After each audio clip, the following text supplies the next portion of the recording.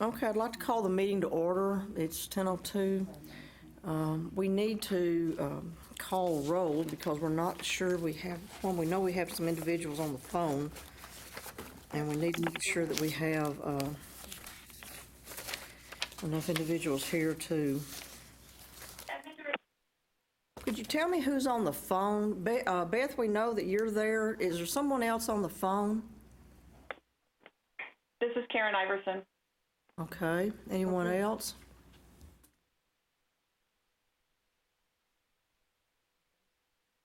Okay, so we have two on the phone. Okay, Elizabeth Arnold. Carolina Huerta is not here yet. Karen Iverson. Phone, Courtney Schulmeyer is not here. Deborah Matthews She's gonna be late. is gonna be She's on her late. way. Okay. Gail Timmerman? Here. Here. Helen Reed? Here. Here. Jan Hooper? Here. Here. Carla Chapman? Here. Catherine Tart? She's get- expected on the Yeah, phone. maybe on the phone. Beth Mancini is on the phone. G. Archer? Yes. Nancy Walters is here. Cynthia O'Neill Expected on the on phone. the phone. Pam Martin here. Gail Meager, Not coming. not coming. Felicia Washington.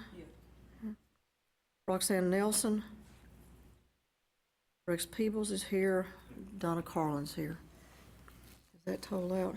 Let's see, when's- 10, 11. We have enough. So we With have the a- two on the phone, we have With the enough. two on the phone, we do have a quorum. If we could please review the minutes from the last meeting.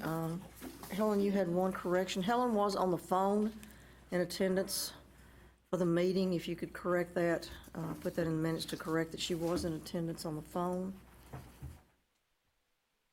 Helen Reed.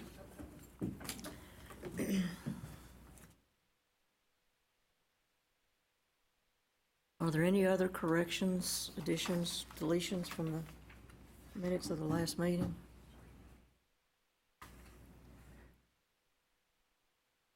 If not, then call for a motion to accept with correction. Okay, G. Archer moves, second by Nancy Walters. All in favor of the minutes being accepted as edited, say aye. Aye. Opposed? Aye. Are there any? Okay. Okay, we need to have a discussion about a component within the report that has been submitted, to make sure that, that we are abiding by the charge and that we are submitting a report that will be found acceptable by the coordinating board and submitted forward to the legislature. The issue came up when we were working on the report, and I want to thank those folks that have helped. We sat one day on the phone for about 2 hours and began to put this together. It came to Donna in a very, basic format. So, because we knew we needed input from the other members of the committee too. The part on page, let me see, it's page 3, that has to do with, under key findings, the baccalaureate degree nursing program prerequisite recommendations. We know that the general courses that we all agreed on are those at the top of the sciences, with the psychology, growth and development, the math, and the nutrition. Those are all general. I mean, that's just understood that those are all general for consideration of admission for all programs. When we added in this component below that about the pathophysiology, the pharmacology, and the intro to nursing, when we put this on paper and we put it in front of us, we all kind of had this little sinking feeling that maybe this was presenting a gray area that would not be considered maybe completely meeting what the charges have put forth, that these are not consistent across all baccalaureate programs in the state. Some require patho only, some require patho and pharm, some require patho and intro. You know, it's a variation of the combinations of these three classes that the baccalaureate programs require, in addition to the other prerequisites. So we decided that we needed to bring this back to the committee as a whole and get some input on this to see how we want to go forward in the report, because these are prerequisites. I mean, they're there, and we don't want to have anything hidden, and students know that this is the way that it is, and our legislatures know that these are courses that for baccalaureate programs that are there and will have to be considered, you know, when this individual is applying. Some programs, it is necessary to have maybe finished for application. For others, it may be that they can apply in progress, and if completed successfully, then they are, you know, then if they are admitted, if they apply in progress and are admitted conditionally based on successful completion, then they're matriculated into the program. So there's some variation there too as to how, you know, these individuals would be considered for actually entry into the nursing program itself based on these classes.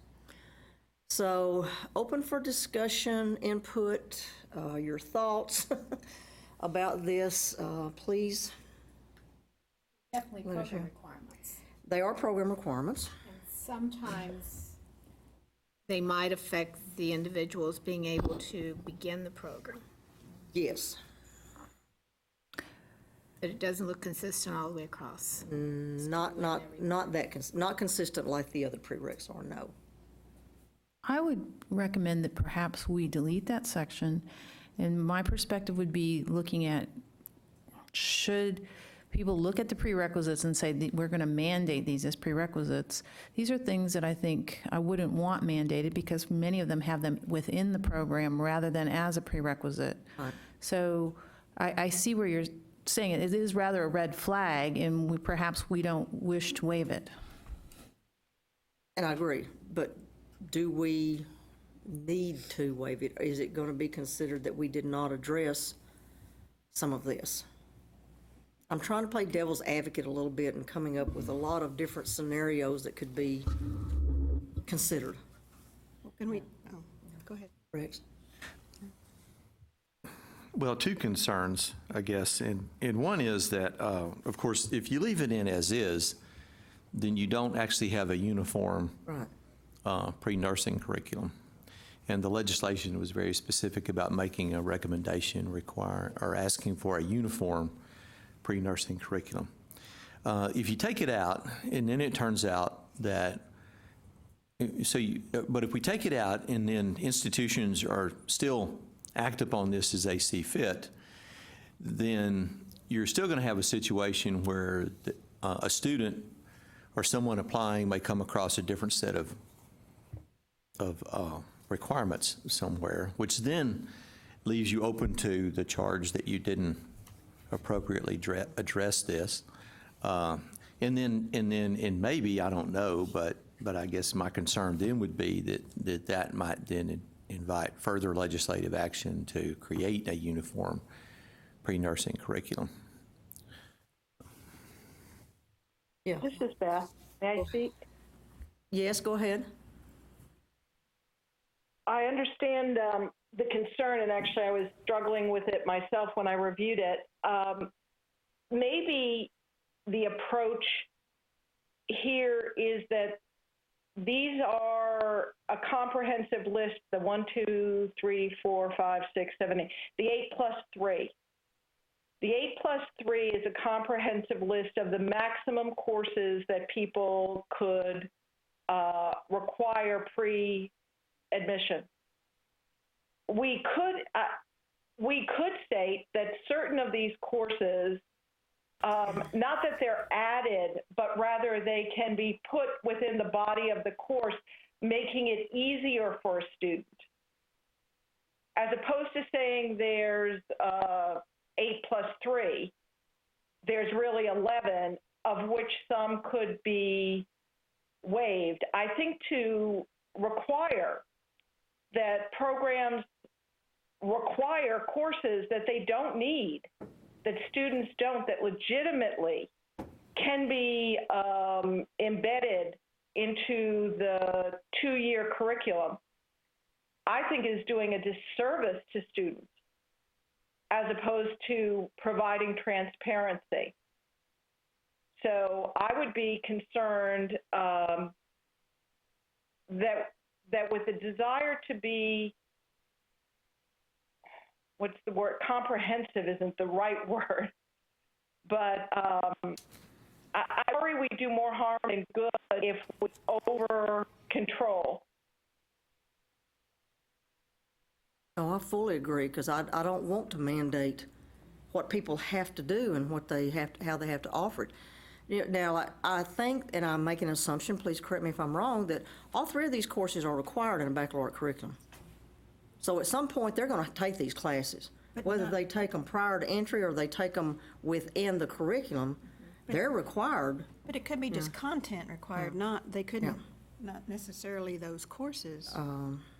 Well, From the survey on page 30, if you look at that, it looks like there are 12 programs that require patho, and farms only 6.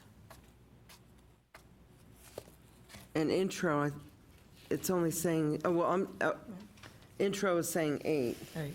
Yeah, Okay. but as prerequisites. Yeah, okay. So They still will all be required in the program. they're Right. still all required within that curriculum at some point. But the question I have is, would a nursing program that has patho as a component of the curriculum accept patho that they took prior to entering the program? And that brings up an issue, yeah. Yeah, yeah. Did they take it for no reason? Because that program doesn't have just a patho class, they're just gonna get more content in their courses. They essentially have a background, they're gonna be they're gonna get the content in other classes. So if you go the alternative way then and say, and don't include these, then all programs would not be able to. But maybe we need to say something in the report about the complexity, and that's why we really don't recommend this as a group. But to fulfill our charge, these are, whatever we end up with, these are what we end up I'll with. tell you from our perspective, what we did, we pulled patho and intro out of the first semester because it was 16 hours. It was killing them. They can't take 16 hours in a semester. And we pulled patho and intro back out to prereqs. Plus, patho is a very good predictor of success. We've done a lot of studies on this, and it's an excellent predictor of success in the program. We all have our own reasons for why we have done what we've done.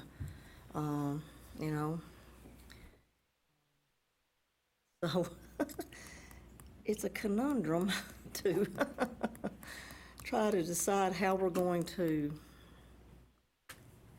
address this. And like I said, if we go back and say that something about, Rex, would you consider, if we say that the content in these courses will be required at some point within the baccalaureate program, whether it be prerequisite courses within the curriculum, or content within other courses, is that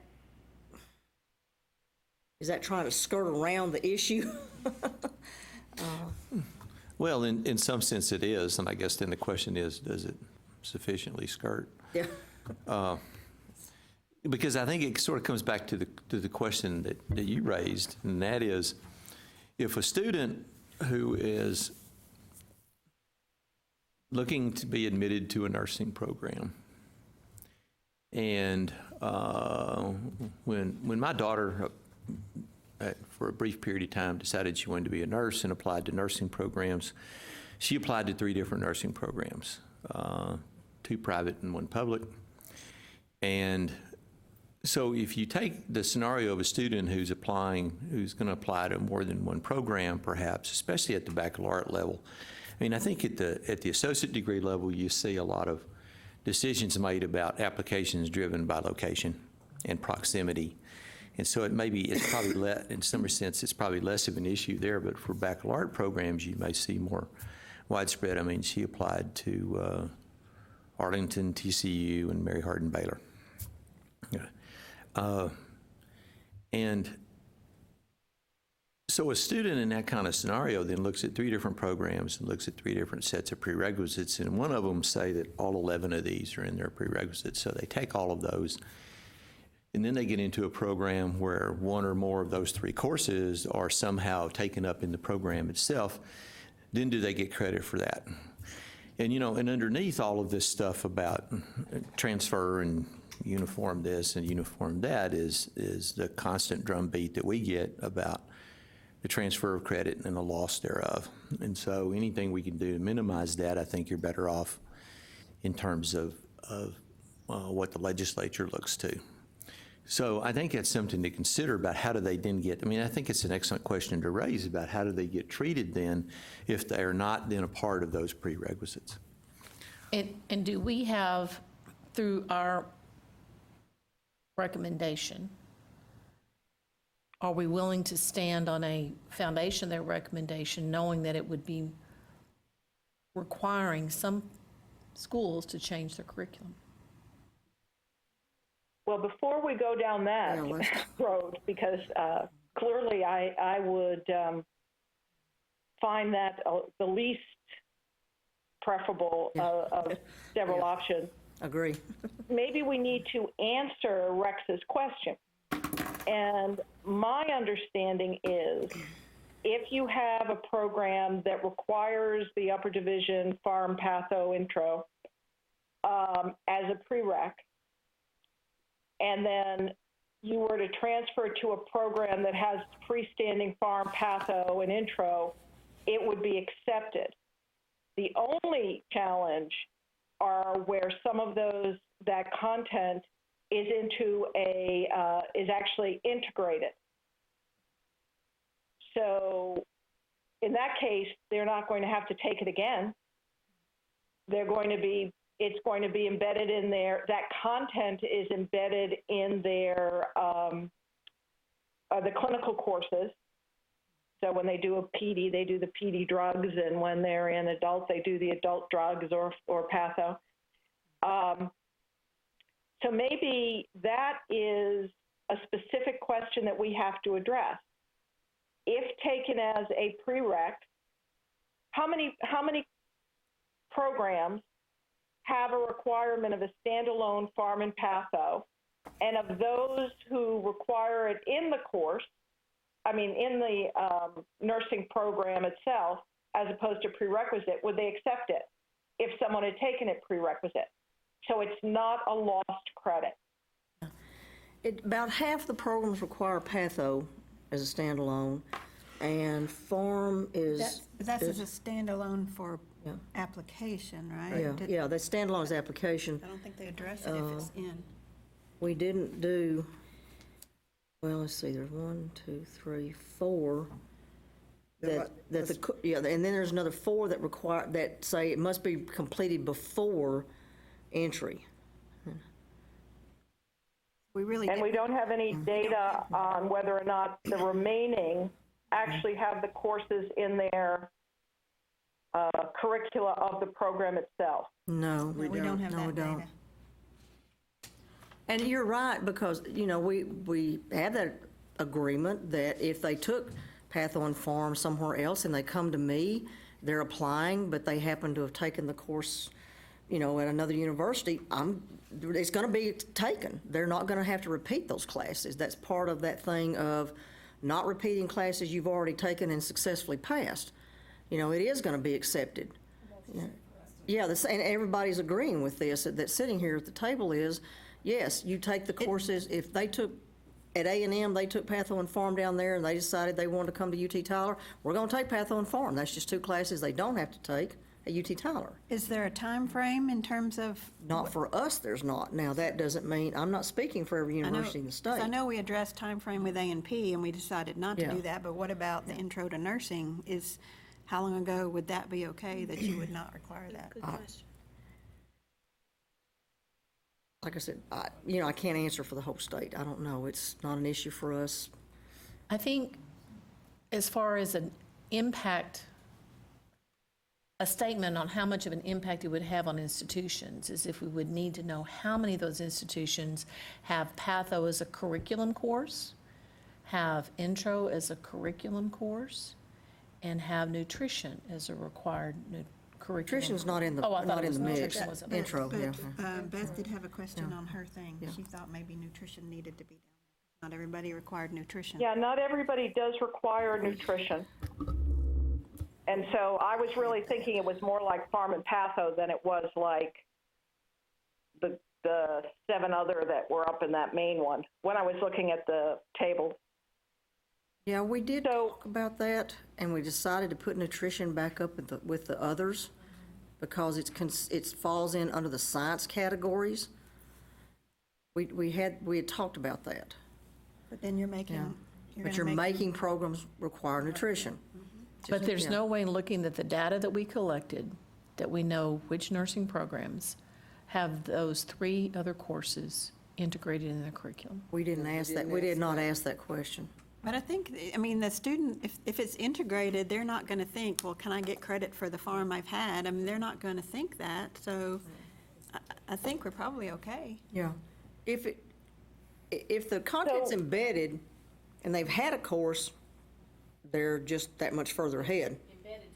Yeah. Yeah, Yeah. I meant just embedded. Yeah. If it's So what standalone, if- then we should hope that they would accept it. Yeah, like that they would that. be I guess that would be accepted. our Yeah. recommendation. Yeah, the recommendation, yeah. Beth, what do you want to say? So if I'm hearing the comments correctly, are we saying there are 11 courses that are considered common prerequisites, of which universities may put them place them somewhere other than prior for admission, which would actually benefit the student or integrate it into the program? Yeah, it really would. Yeah. I mean, I think what's wiggly or mushy sorta. about this Yeah. three paragraphs, the table, the first asterisk, and then the second one about where they are in the program, is it appears that we have 3 different sets of rules instead of a single set of rules, which does allow a university to they would have to accept it if it's already been taken, but it allows for the recognition that some of these patho, farm, intro, and I would say nutrition and the lab piece that were already asterisked. Some schools do require less, but they would be given credit. It would be accepted if it was embedded in the program, required in the program later. So there'd be no duplication for the student of the courses. Right. Rex, what you want to say?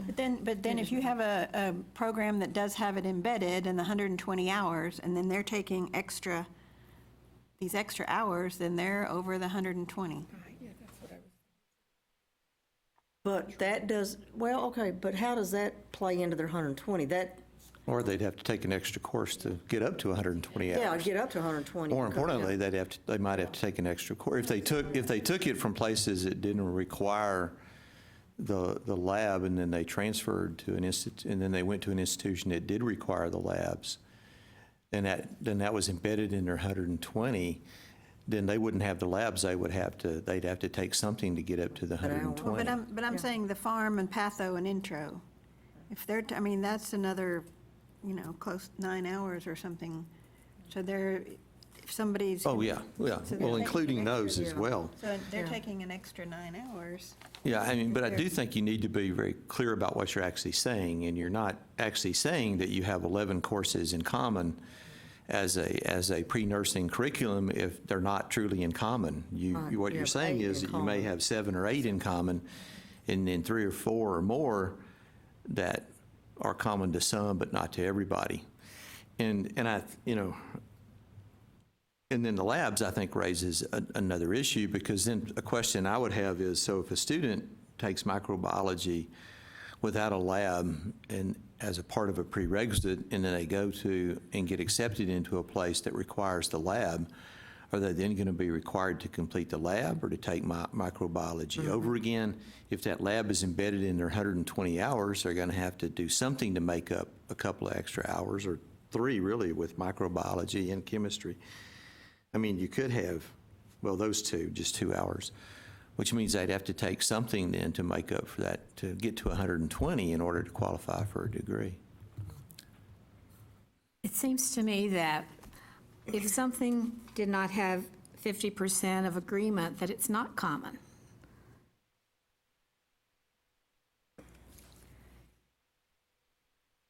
Well, that would be a statement of fact, but I think we were also saying that we have to be cautious about the implications for, even if it's like 60%, are we going to force 40% of other programs to add a course they haven't had before? Is that in the best interest of students? No, not at all.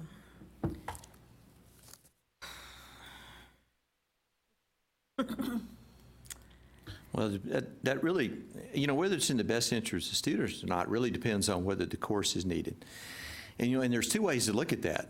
It could be that the institutions that require it are requiring students to take something they don't really need, or it could be that the institutions who don't require it are not requiring it because it's really not something that they need. And I recognize that this kind of work is very uncomfortable because nobody wants to step on the toes of an institution. Okay. Well, I would say, Rex, I would have a slightly different spin on that, and that is that it's not, I think we've all come to agreement to what the content needs to be. It is that we have multiple ways for which the content can be delivered. And it's in that sense that we're struggling, how best to do that. That's where there is not agreement, is, do you need pharmacology information? Yes. Do you need patho? Yes. Do you need intro? Yes. But you can give it before, during, or in separate courses, or integrated into other courses. That's the struggle. Well, and I don't disagree with that. I was just commenting on the comment that was previously made about having students take courses they don't need. And also, too, and one could make the argument about the labs as to whether they're really needed or not. So if you have a program that requires the labs, then is that because the labs are really needed? And then are programs who don't require labs, are they actually doing something that is not in the best interest of students?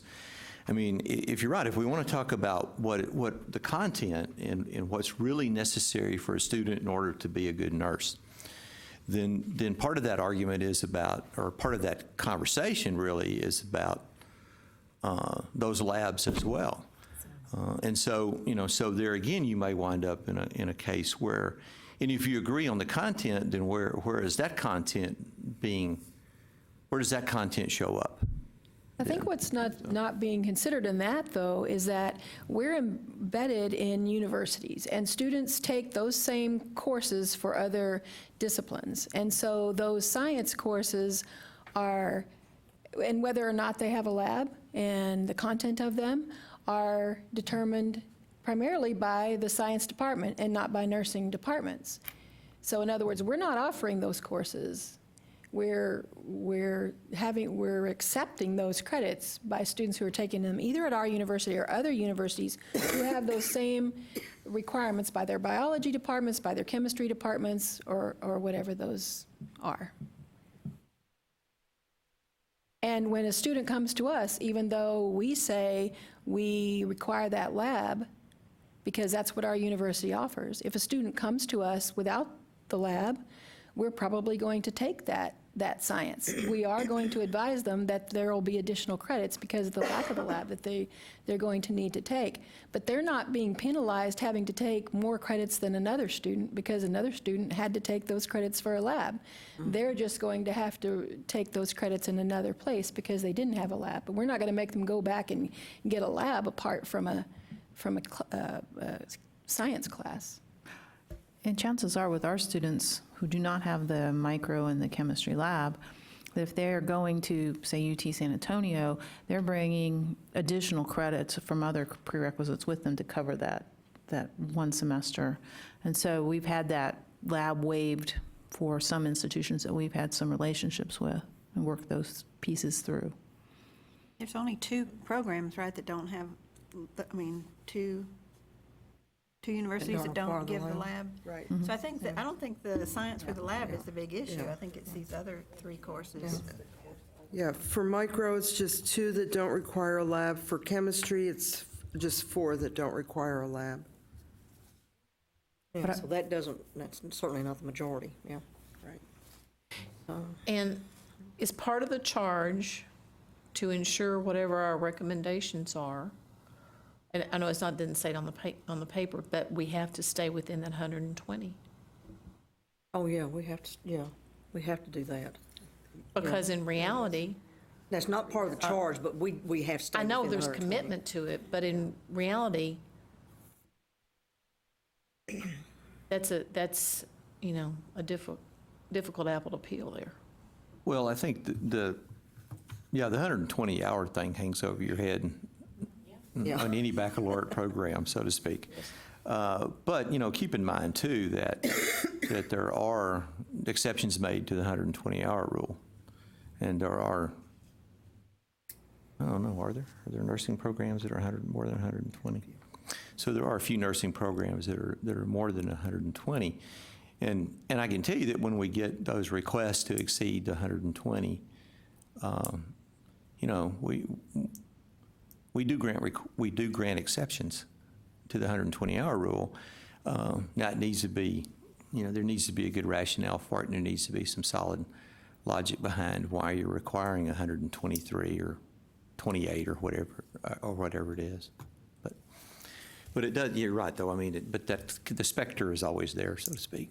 Thus, if a university who has patho integrated into a course doesn't require patho coming in, someone has patho coming in and you have 3 or 4 hours there, and then they still take that nursing course, which has components of patho in it, then they will end up being over the 120 if that curriculum doesn't change.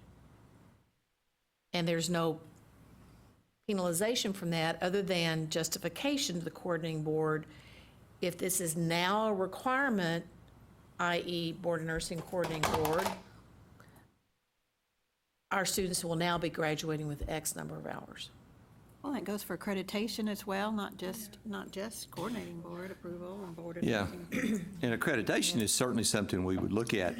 Now, and I'll be honest with you about exceeding the 120-hour rule. I mean, you have to be careful about why you're doing this. Are you exceeding the 120-hour rule just so that you can accommodate your own particular program's desires and wishes, or are you doing it because there's actually some reason through accreditation or something like that would require more than that?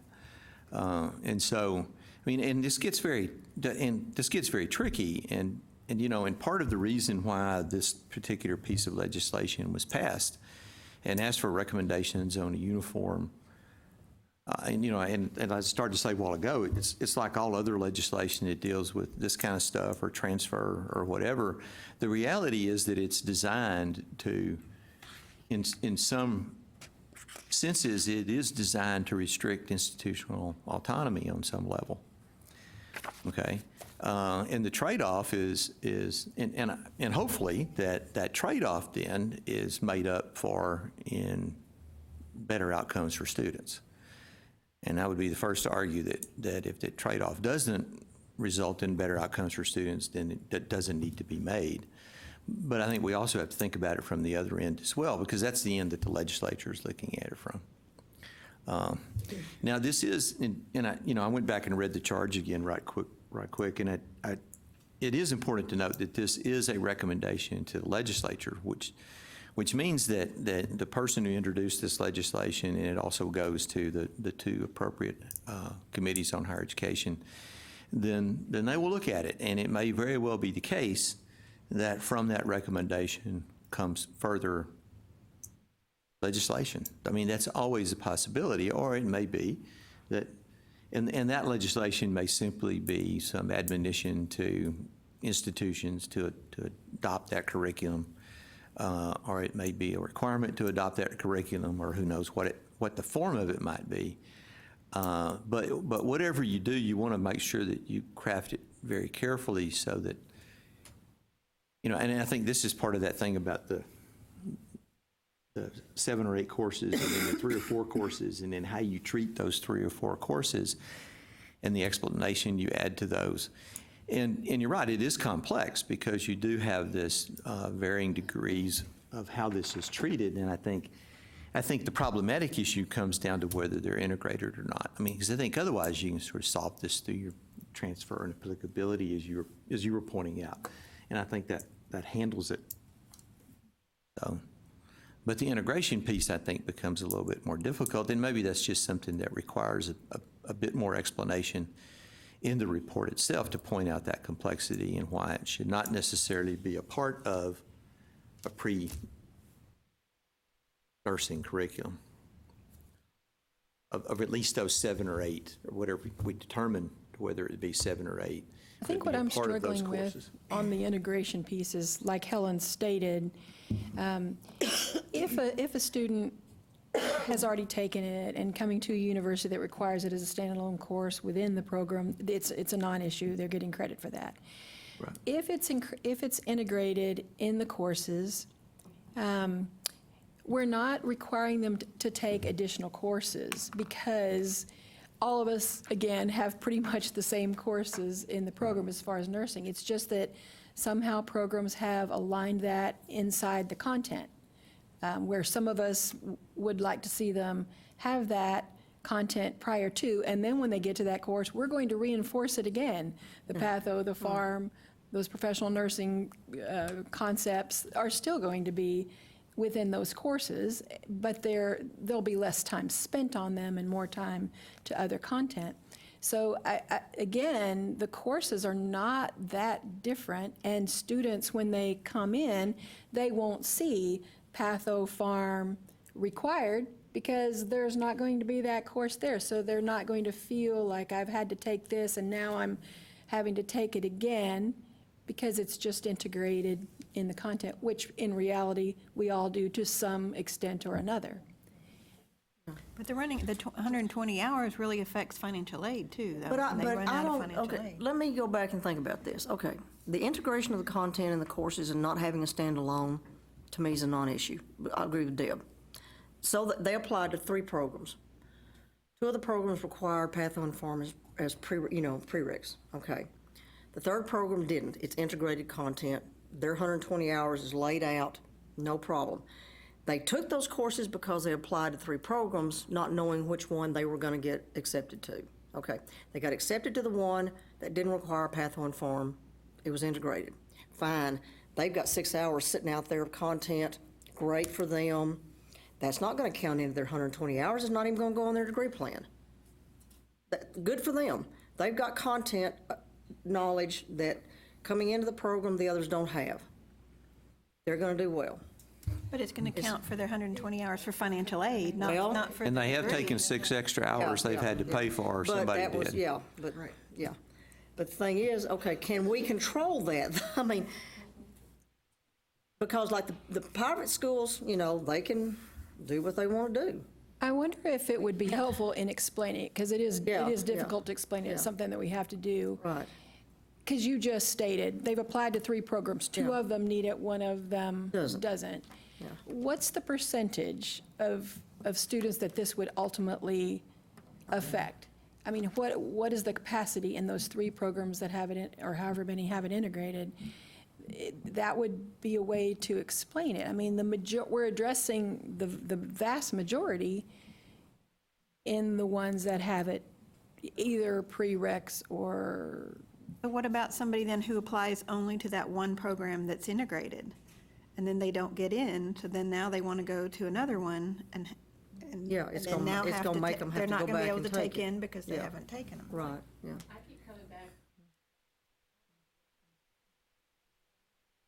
With that logic, would we basically be saying that you have to have standalone courses? That's, you know, and we don't know how many programs that would impact. Well, we know how many programs of the 20 some odd here, how many programs do we know something about, and could we go back to the ones that we don't and quickly determine how many of them are we talking about? If we're talking about one or two programs that have integrated curriculum as it has to do with farm and patho, I think that could be explained. If we're talking about 12 out of the 23, that's a bigger issue. Right.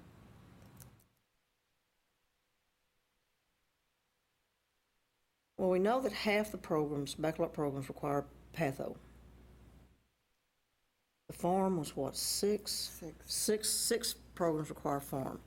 So we know those are standalone for those six, you know.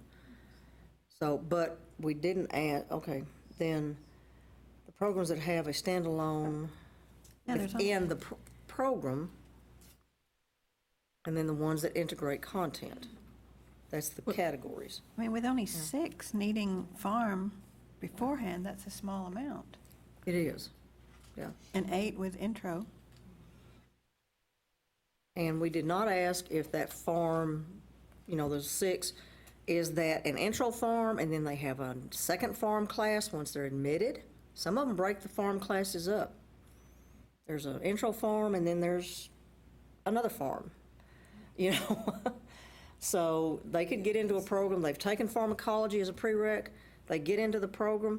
This program happens to have 2 pharmacology classes where they've broken up content. So they end up taking another farm class, which they potentially could have had content already in one standalone course. What about if you took them out, since they're all less than half, but then the ones who want to can have points, give points for it for their selection? So therefore, then you're not necessarily requiring it, but those who have had it will be more likely to get in because of the points. Yeah, I mean, yeah, that's an option. But it's part of that thing of we're telling programs who they can, you know, Well, but how to set up the their programs point are still admissions. going to advertise, or this is how you get into our You get more program. points if you've got farm done, yeah. Well, I mean, that's what's going to happen to ADN programs, because there's a lot right now who don't require, I mean, if we're only saying AMP1, in English, you know, we require others, but we're giving points for it, so they're going to end up, you know, taking them in order to advance their possibility of getting in. But that's might be a way to get around. I mean, that's how we're going to have to do it. That's how we're I going think to have to the do issue it with too. that, I think the issue with that, because we're one of the programs that has it in program, we would be, A&M students who are freshmen and sophomores, we'd be penalizing them because they're not going to be able to take it ahead of time. They could take it ahead of time. There's nothing going to stop them from taking it. For us, it would. It yeah. would for us, It too. would for us. No, they can't take it ahead of time. They with can't us. register They for have those to be courses admitted to unless the they're program admitted to the To program. take pharmacology. They cannot take it ahead of time. Okay. Yeah. So we'd be penalizing our own Yeah, see, yeah. students. So I don't understand, because you're now, where you're saying that they needed to be prerequisites, and then you're saying it's not. No, But they're not prerequisites They're not for for me. us, they're in program. Yeah, yeah. See, that's the variations They're across standalone the, courses, but across the they're in state. program. Farm is not a prereq for us. Farm's not a Okay. prereq for Texas A&M. Well, then It's- that wouldn't yeah. matter then. Yeah, yeah. Then you wouldn't, so then it wouldn't be in your Yeah. point system for selection, right? Right, it's not. Right. That's right, yeah. Right. Patho is. Okay, but then Yeah. patho, you could Yeah. give the point for patho, Yeah, yeah. and then, So what happens to the courses they take for points? Do they ever get counted somewhere? Oh, yeah. Oh, yeah. Yeah, the prereqs, The courses that they take for points are part of the curriculum. yeah. And can they do that up front for points and still be able to qualify for financial aid later? Because they're gonna those, be because they're short not, in because those if later those, semesters. because if those classes are in their program, right. and they don't have to take them later, then they're- they still need at least 12 hours for financial aid. Can they still pick up financial aid later? Well, yeah, because they can Yes. be, if they're not doing 12 hours, they'd be three-quarter time or something like that. Yeah. That's not full financial aid in a, No, I mean, Yes. well, it's full they will still have gotten their 120 hours, so it's still, But it no, doesn't. no, on a semester by semester basis, to get I full see what you're financial aid, saying. you need at least 12 semester credit hours. And if your normal load for nursing is 13 hours and you've already got 3 hours of this that you took before for points, then you're only taking 10 hours, which puts you below. That makes you a three-quarter time student, not a full-time student. And that cuts your financial aid, which can be very important for people who are taking programs that are ostensibly full-time. And so I'm just asking the question of whether then we're not setting up a system then that's going to penalize students on some other area other than the courses and so forth. For us, the financial aid is not a problem. You know, the only ones that ours that run in financial aid are the ones that transfer in 300 hours from some, you know, from all these places they've been to, and then they've maxed out, and they have to appeal because they. There's nothing you do. Yeah, you can't do anything about them, and it's I don't know how to help them. it's very rare for us to get students that don't have huge numbers of hours coming in. I mean, they really do. They've been to programs all over the state, you know. Well, or and we been to have a lot of second-degree second students, degrees so they, that you know, it's they've real already had unusual to those. get somebody that just comes in with a flat 50 to 60 hours, and then they're going to get in and finish out their 60 hour. That's an unusual student. It really. But I think that, I'm sorry, I thought you were finished. I'll wait. Go ahead, Beth. I'm sorry. Yeah. No, Rex's comment resonates for me, which is the issue of a minimum of 12. So if the standalone patho or farm course is embedded in a semester that is at 12 or 14, when you take that 3 credits away, that student's going to be under the minimum requirement for full tuition. Mm-hmm. And that's different than the total number of credits they bring in. And they have to pick up something they don't need. Right, and so that goes back to taking even more credits than the 300 they came in with. Yeah. I think that the committee has been really careful to look at all of the courses, and while having in the back of your minds that, you know, nobody should have to change anything, but I think we're down to the really hard decisions about what is in the best interest for a student. And I go back to the micro and chemistry, because there are only 2 schools that aren't requiring a lab and for micro, and 4 that aren't requiring a lab for chemistry. Is it in the best interest of a student to not have the lab when the vast majority of programs are requiring it? Same with, you know, these other 3 courses. I think that's the real question. Not will anybody have to change, but what does a student really need? But to address that, I would then say, there's no data that says that the students that take the micro lab and the chemistry lab do better as nurses than the ones who don't. I would stack my graduates up against any in the state. And the confounding variable here is not necessarily that what we're seeing in the data is because it was preferred, but the lab, but rather that it is because it's how it's traditionally offered by the science department. And though they have a preference, I don't think we know enough to say that that's essential. But we do have history, ritual, and tradition that would say it's important. So how are we going? We're at the point of having to make decisions on, I think, maybe dealing with micro and chemistry first would be the easier one than the others. And to say, would we be comfortable with taking off the asterisk and saying, or just holding to the asterisk that there's a potential for it to be waived. If a student asks for it to be waived, or if a school asks for it to be waived, there's a process in place to do that or something, because we don't have the data really, outcomes data on with and without. This is Carla. Rex, I want to come back what you were saying, and I'll follow up with I agree with what Beth, the direction she's going. Staying true to this is a recommendation. Staying true that it's all, I think, in the way it's written, so that there is understanding on the audience in reading the recommendation.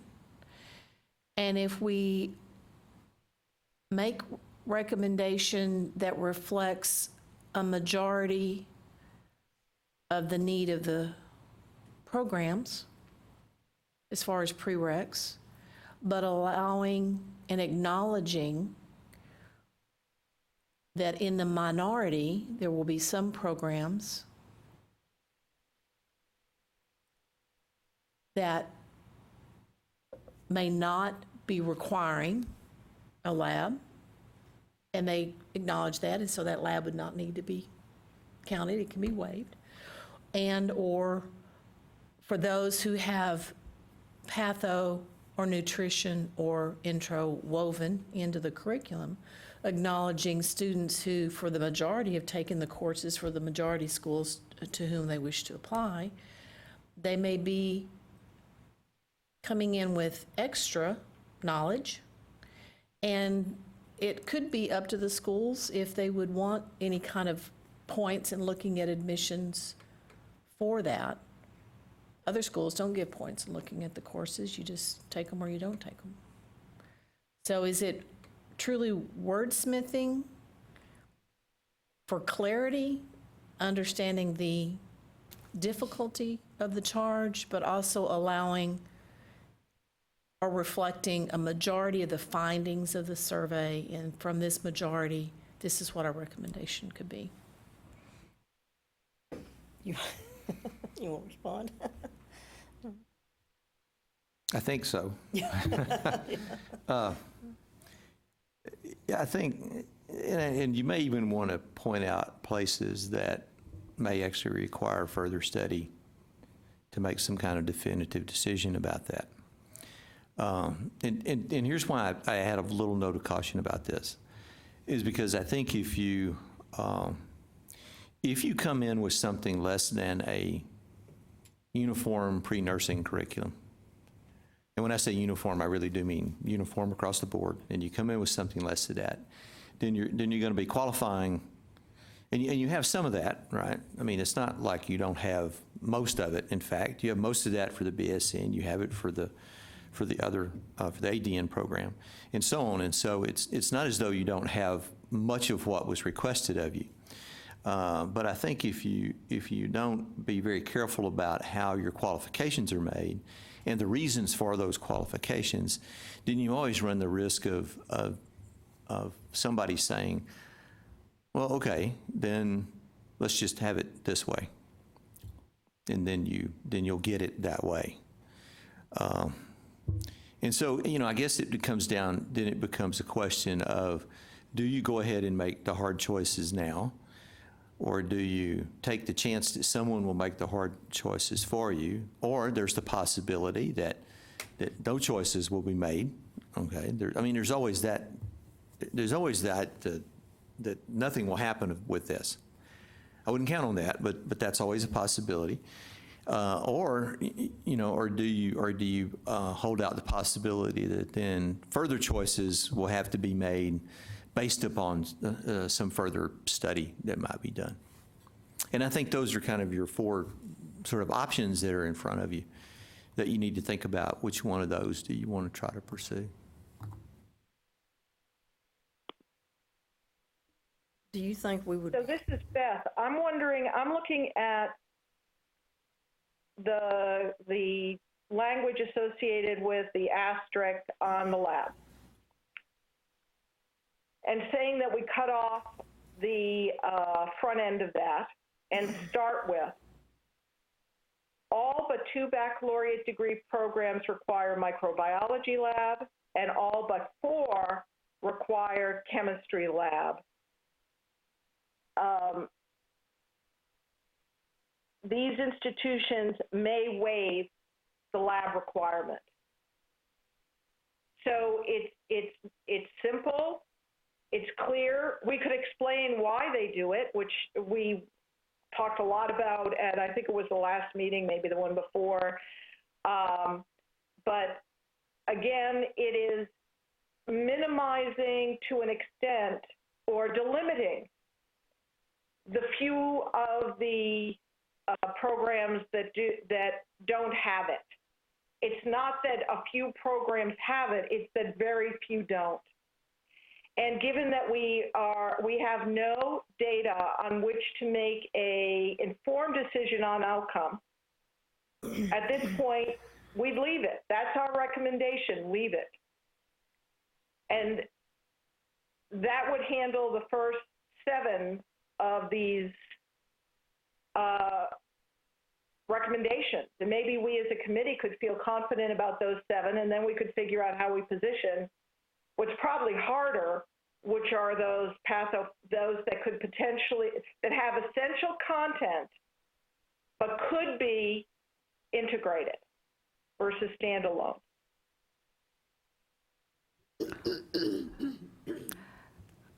Well, what we said before was that we were going to indicate under the labs that we were going to recommend that students in institutions not offering labs for micro and chemistry be made aware that this is a requirement for the majority of nursing programs. So we were going to aim for some transparency so that they knew that this was a potential issue.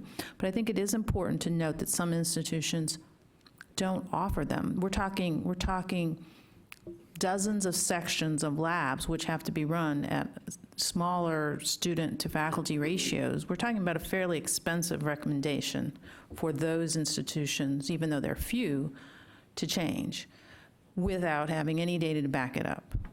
So I think I would actually add more explanation and maybe add further studies needed to determine how essential these labs are as prerequisites for nursing majors, which is a true statement. It's a sacred cow. It has been for a very long time. So I think we're in agreement. You and I don't know. I can't see nobody else's. I can see no one's face, so it's hard to tell.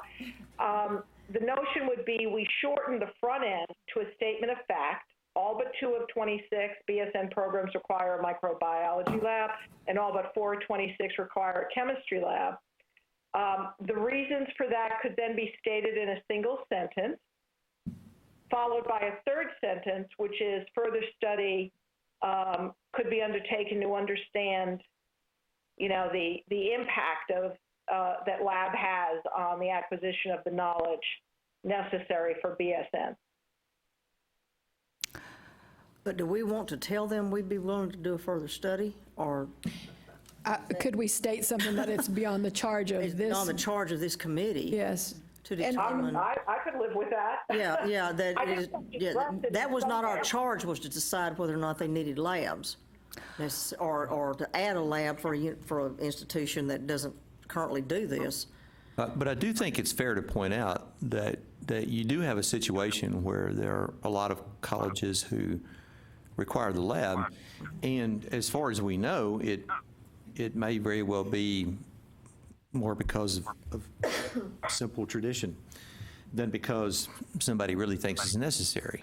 And so I think it's certainly fair to say that this is an issue that requires further study to determine the impact of these or not. And then I think that's something that then the legislature, it's up to them to determine whether this committee should do it, or the coordinating board should launch such a study, or somebody else should do it, or whether it would even be necessary to do so. But I think it goes a long way to pointing out why you don't have a completely uniform curriculum. You have some things in here that are not uniform, but there's good reasons for their not being uniform, and there are issues involved with this that are complex and that we don't really know all the answers to. Mm-hmm. One thing I would worry about if we, for the same reasons you addressed early, leaving a statement open like that it needs further study, and how they determine it is up to them, I think there needs to be some acknowledgement that this is cross-disciplinary study. It's not specific to nursing only, because we're not offering those courses. The science departments are, I would say they have more experience, knowledge, whatever else, to determine that requirement. And I think that statement about it is an institutional decision isn't clear. So I think we really need to take that sentence and talk about that some institutions do not offer, some institution, or the science departments in some institutions do not offer labs with microbiology. Don, we may need to put that further Well, that's the so there's the statement of fact, all but 2 and all but 4. Then there should be an explanation, and that could be that some institutions do not offer this. These courses are traditionally not under nursing; they're under the science. And then when you think about that, I would argue that it kind of is in our charter to respond to this situation by saying there isn't enough information with which to, besides the fact the preponderance are doing it, we don't have data to say those that aren't should. Which is why we're saying at this point we would support that they continue to be allowed to waive. This is in the big scheme of things. I would also reflect, we are so close to having, we're 90+% close here on uniformity, that the fact that there are a couple of reasoned points where there could be some very minimal variance that's explainable, I think is success. Let me read the. Free, or more, but. Donna's been typing. Let me read. All but 2 baccalaureate degree programs require a lab for microbiology, and all but 4 require a lab for chemistry. These courses are not offered by nursing departments, but are offered by the science department. The science departments of some institutions do not offer labs. It is an institutional decision. Further study may be needed to determine the impact that microbiology and chemistry labs has on the acquisition of knowledge needed for a baccalaureate degree nurse. Should we say something, it's the recommendation of this committee that we accept these courses without labs as substitutions? There's That'd be nice. Is that something that we would say that for these institutions that they have the discretion to waive labs? That would take care of That would take that care of the problem. issue. It really Yeah, would. Yeah. Programs have the discretion to waive. Or that it's our recommendation, it's the recommendation of this committee. Well, do we want to put that there, or do we put that down under recommendations? There is a section for. I think it's still okay to be here. Yeah, to put it let in them both know places. That we accept the courses, or micro and chemistry from those institutions. I think we need to be careful about that, because we have other institutions, like say I think Austin, that's a flip. That's a flip? I think it's the back. Are we saying that schools that don't require a lab, the prerequisite requirement is micro with lab? That's what 90+% of them have. But those 2 and 4 that don't have them, that they would actually be allowed to waive it. But the question, that's the flip of but the question, everybody accepts without a lab. no, but the question is, then if they took them at those universities, would the other universities accept them without a lab? I think that's. We already take the recommendations, labs. But I think it would That's not only a be. problem. That's right. So the problem is those people who don't have a lab and are trying to go somewhere else. They're the problem, the But we wouldn't. people have more But issue. some places offer separate, so we wouldn't want them to go to ACC. Do you offer them separate courses? So we wouldn't want them to go to ACC and just take the course without the lab. So we don't want. I don't think they'll allow it. Okay. Okay, well, that's good. That's the thing, there are places that will let them take the course without the lab. Yeah, so we need to, we need to say we're accepting them from those universities only, I think. Otherwise, we want them to take it with a lab. Pardon? We got to be very careful with this language. Yeah, because I don't want it to set up to say that everybody has to fall in line. I mean, So can you just say, if a student takes a lab at a university where, takes the course, one of these courses, at an institution that doesn't offer the lab, it's our recommendation that we accept those as fulfilling the requirement for chemistry and micro at the other I think we should take the institutions. plunge and do that. Yes, I do too. That'd be awesome. No evidence Yeah. that shows otherwise. Yeah. So if a student, it is our recommendation that if a student, that nursing programs accept that nursing programs, micro and chemistry without the lab if the student had taken it at a facility Institution where- that did not offer a lab. Then there's no need for us to say they should take it with a lab. right. I think basically you're taking that with lab requirement and removing it. No, it's just, if it's only coming from the universities that don't offer it, that's all I'm saying, not from not all of them. Well, then I think we need to be explicit with and name these 2 and 4. But when you say that you could come, if you come without it, we'll accept you, you're basically saying you don't think it's necessary. I don't know. That language got me very concerned. Okay, I agree with you, Beth. I can't say that we would accept only 3 hours of chemistry. We would require them to go back and take a lab. We currently do require them to go back and take a lab because Louisiana does not require labs with their sciences, okay? We get a lot of students out of Louisiana. They have no labs with any of their sciences at all. We have them go back and take labs. It's been our tradition. Doesn't mean it's And we the don't best do that. thing, but well, then it's. take that out of there then and just. Yeah. And some places have the labs there together. You can't take the course Take it without a separately. lab, yeah. you know. Yeah.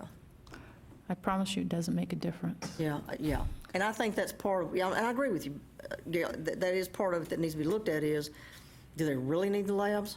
Yeah, the other issue is, Yeah. when students are taking these things, they're sophomores, they're Yeah, freshmen. and it's 2 years before they even hit the nursing program. And Yeah. we're lucky if they remember that, Yeah. germs are bad. Yeah, right. Or, And that's true. And It's Lord just hopes the they problem is remember that that- you have such Yeah. a large majority of institutions that offer it with labs, and you've got to convince all those science I would departments. say take that sentence out then, since there's not. It's a consensus, logistics so- issue. I mean, it would be really hard to change either way because of the logistics and the funding stream for people that have labs or people who don't. Either way, it's a logistics issue. Yeah, if you're going to Why add should you- labs, it's going to cost a lot of money. If you take away the labs that people are teaching at, then that's a loss of money for the institution. So no one is really going to win. well, and It see, might make a change when the evidence doesn't show that, Right, that yeah. students would be more successful. And that's what we need is the evidence, right? yeah, yeah. And I'd like to make a suggestion in that sentence, further study. Again, I think it needs to be more specific that, not just open-ended, like this charge could be bumped back to us, that it needs to be interdisciplinary with science. Yeah. I'd agree with that. Well, your terminology, recommendation that a cross-disciplinary study be conducted. Yeah. Between science and nursing be considered, yeah. Because like we have no shelf life, so if I got somebody that came in that took A&P and chemistry and micro 15 years ago, I'm not gonna make them go back and retake those classes. And then you could waive it on an individual decision. Yeah, that's right, Truth yeah. is, we always had that. Yeah, right. But right now, we're standing that micro and chemistry are with a lab as a prerequisite recommendation, identifying, I forget the overlap between the 2 and the 4 schools, somewhere between 4 and 6 schools have a variant for a reason, which we're going to put in there, and that we need the evidence to decide really what is best, because it is an expensive thing, one way or the other. Mm-hmm. Time, money.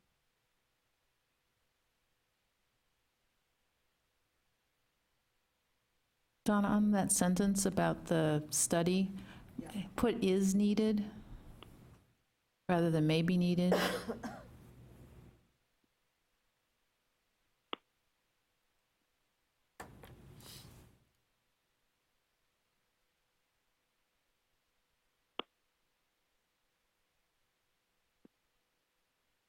And then I would edit, if you don't mind, is needed to determine how essential these labs are for prerequisites to nursing majors.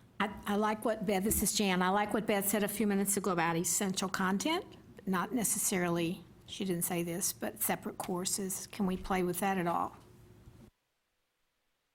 These So we're labs going to are. do that in the next one, right? Yeah, This is that's the just next for the labs. This is the one asterisk for the labs. Yeah.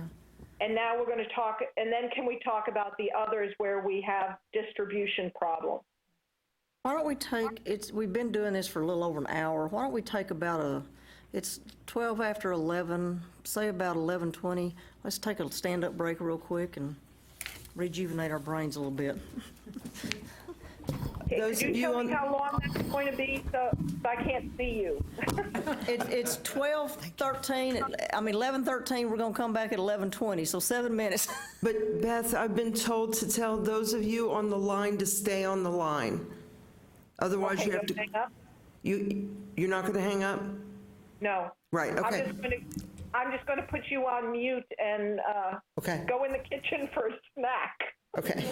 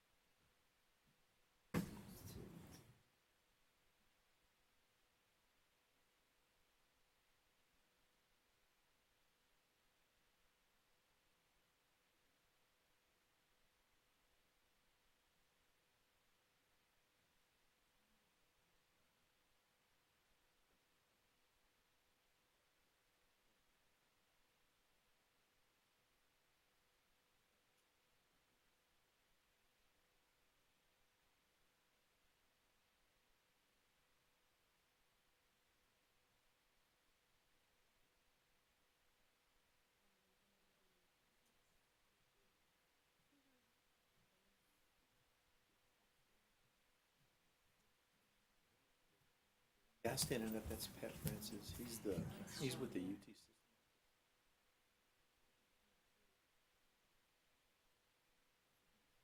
Title is, but he's sort of their government relations person for their health. The guy's a government relations person.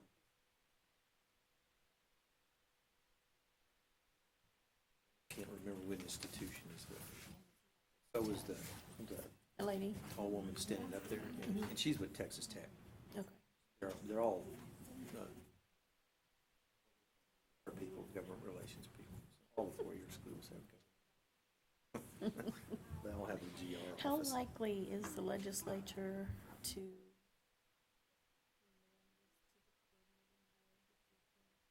decide on this? No, that's a good question. I don't think probably highly likely that they'll remand it for. I think they'd like a solution. You know? Hi, Fran, I was just sending you a note. Oh, you were? I just told you I'm in the boardroom. I'm actually paying attention. I think lots of it can move on. They may come back. I don't know that they're really interested. I don't think they want to pass legislation. Something small. I'm a surrogate grandmother. It's Bubbles. Kind of thing. I think they want to see some parameters drawn around it. thanks, Jen. Okay. So we I knew I'd get you in probably ought to put some language in about these being. I had to work, that's my mom. She's here. amount of courses that can be That's a required. big help. Yeah, my husband is in China, I know for the Probably ought to put something in there So Just we went did to Whole some Foods 2 periodic days cleaning. later. They may even want to do some kind of, Very well yesterday. Yesterday. History. Three is better than two. It seems more like That's what I have a feeling. It's either that or they're gonna say, his good this days. is it. yeah. Remember, he's a guy, too. And I like, and as much as I know, I am as having a much hard as I time might party training him. take on more work, enough as it is, but, Did himself over. at the same time, Yeah, I wouldn't want to he see them knows say this he's- is He it. wants the diaper. Now, if everybody Yes. agreed, Before he would read it, he's it not. would be no big deal. But you think, say, well, in fact, if everybody agreed, Uh, we wouldn't have to say I this. hope this is okay. Well, there's so many states that have standardized curricula that, like, that's where they want us to go. Yeah, I saw the photo We're like 5, 6 states all in one. They're actually like 60. I think the week in August looks okay, right? I mean, I tell Yes, people it this a does. lot, there really are, there's 60 different systems in this Oh, state. I don't Okay. think we have. Trying to get them all to agree to something is damn near impossible. Cynthia have done, she's in a cast. Yeah. Who? Let's see what's. Cynthia. And you don't have this issue I just in think most that week states. right now is pretty open. Because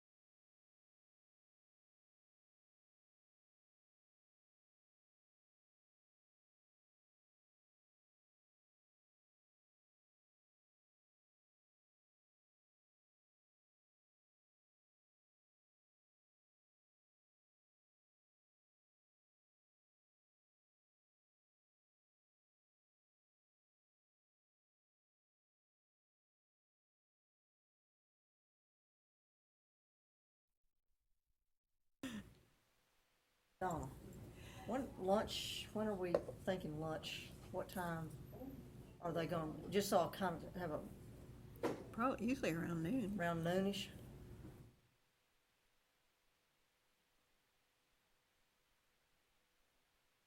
Next one's gonna take even longer than that one did.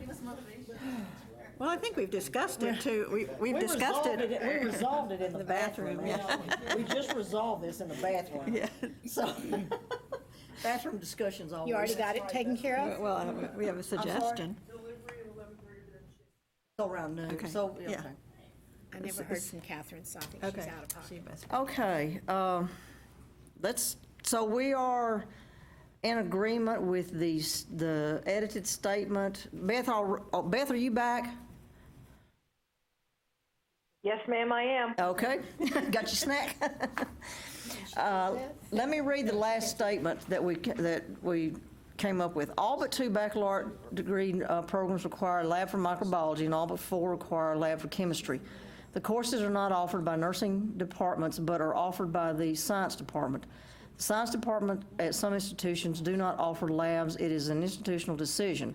A cross-disciplinary study between science and nursing is needed to determine how essential these labs are as prerequisites for nursing majors. Well, we need to add the sentence, though, that's saying that those programs can waive then. That programs have the lab. discretion to waive the labs. Originally, we had somewhere in there, some institutions may waive the lab requirement, which I think is helpful. That was in the original statement Well, we up at should the say top. those institutions Yeah, may waive the lab requirement. I think we should Yeah. specify it's just those institutions. Which institutions? The Well, ones that the don't have two and the labs? 4. the 2 and the 4, at their discretion, may waive the Or labs. the institutions that don't offer lab may, or the nursing programs at the institutions that don't offer labs may. Well, we take the labs. I mean, they transfer, but they don't go to the degree plan. But we're saying if it's a requirement, then we're saying you would then have the opportunity to waive that as a requirement. Oh, is okay. what we're Well, saying. then that wasn't clear. No, we were talking about, do we need to add a sentence in our new statement about those institutions? That don't offer the lab may waive, or. No, it's They backwards. don't, that's backwards. They don't need to waive it. They don't require it. But we're saying if this is a requirement, if we're saying the micro and chemistry with lab is the recommendation, then we are saying that we give permission for But those she's not going to students wave it because it's not a requirement at her place. It's No, the But ones, we're saying that to the legislature, if we're saying that's the requirement, then that would come back as the requirement. Yeah, you would have to require it. Then you would have to. So we're saying oh, that, we're saying she's going to have to require it? Or If we're that- going to have to No. waive it? The rest of us are having to waive it. That's what I think. No. If the institutions who do not require a lab, if this goes forward with the asterisk saying this is a requirement, then she has the option to waive that requirement. that's what we're saying. Yes. But we're only going to we would only say that those institutions that don't offer it in their science department would waive it. We don't want all the others to waive it. Well, I thought we were saying something different. I thought we were saying currently the majority require it. We don't have enough evidence to know whether this is legit or not. And so the facilities or the institutions that currently require it have the option to waive that requirement for students who didn't have it, or facilities who don't have it. Well, I don't even think that's Wouldn't be necessary.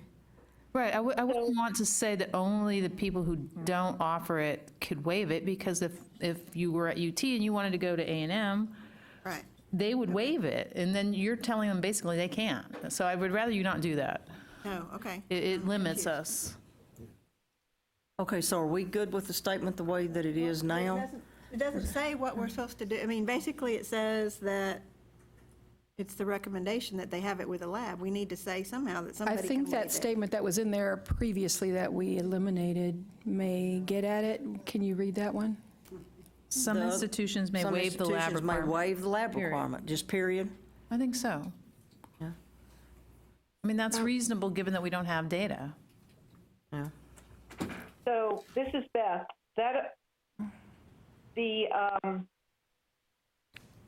Are we saying, because I can't see what you have up on the board, are you saying that all we will say is some schools are allowed to waive with lab? Or are we giving the fact that very few don't, and why, and that they will be allowed to waive the lab? Yes, we've said that in that whole statement. Okay.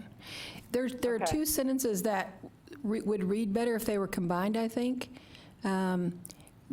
If you began, it is an institutional, or it's an institutional decision that some science departments don't offer labs. Yes. I Because I think it's confusing just to have that there by itself. And The take issue those of other two out. institutional decision, I think, is a red flag, because the whole point is this was not supposed to be about institutional decisions. The issue that certain schools currently do not have the capacity to offer labs is a statement of fact, and that we're not requiring those to make a change until it is studied better.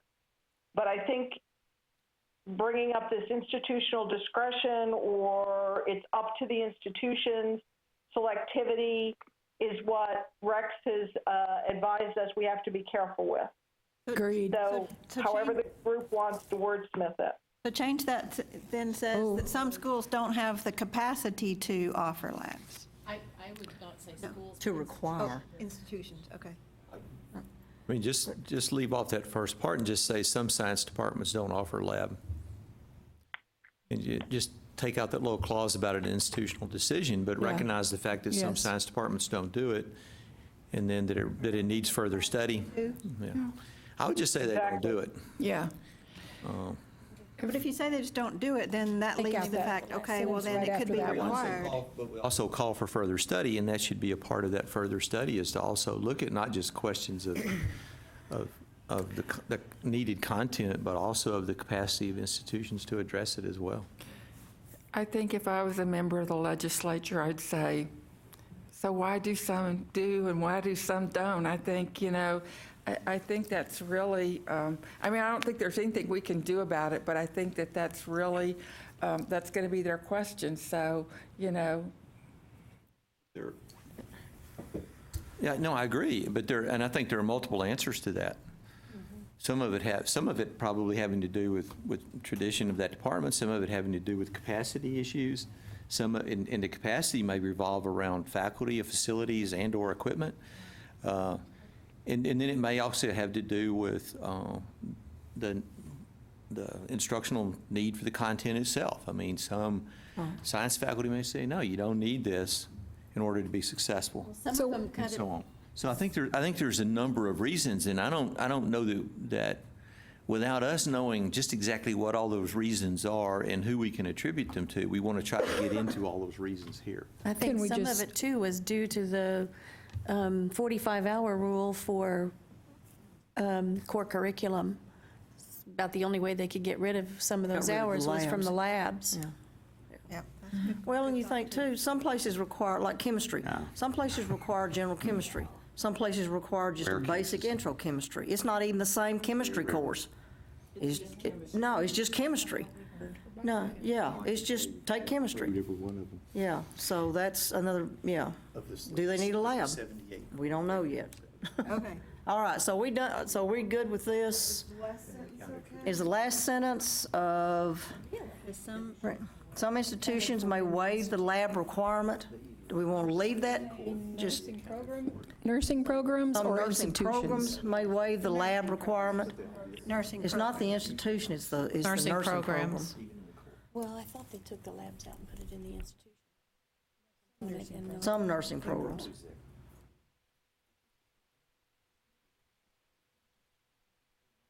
Some nursing programs may, and then just take out some institutions. You have two instances, you have the nursing program that's not going to require it, like UT, but then you have the other programs who do require it, but they may waive it for individual students Right. who come Based on without it. individual So- needs.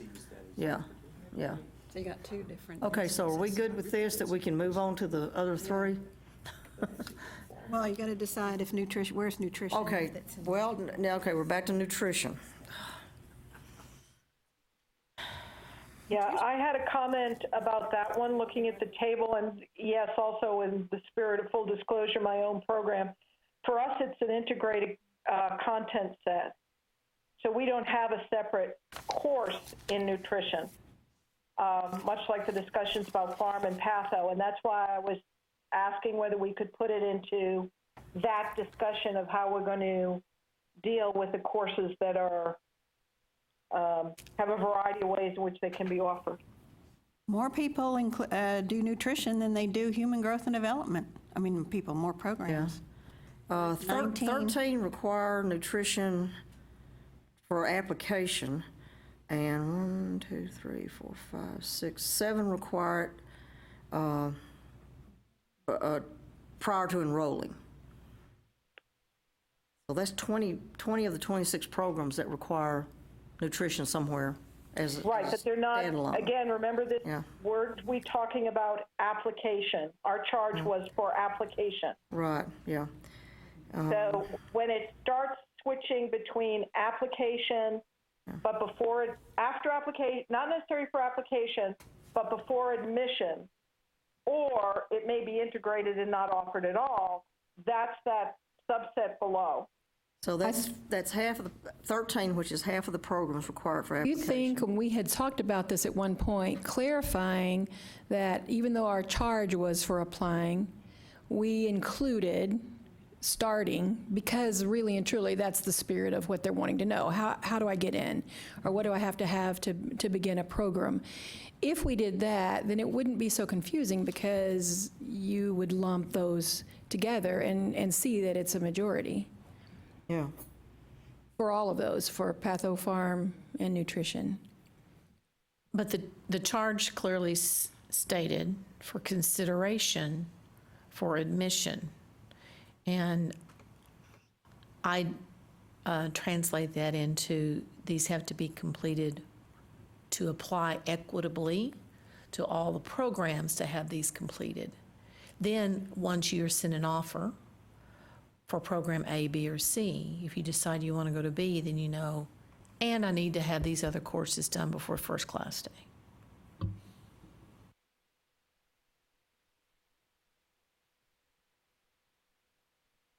Okay, so nutrition, are we going to say there are 7 prerequisites recommended that are uniform? Or are we going to say there are 8? Because we get back this thing of the programs that don't require it, is it going to be? Or would it help in deciding where that falls to decide what we're going to do with the 3 farm patho intro, and then decide whether it's more like that than something else? I think that would be helpful. Yeah. Okay, so we're down. That might get us to this,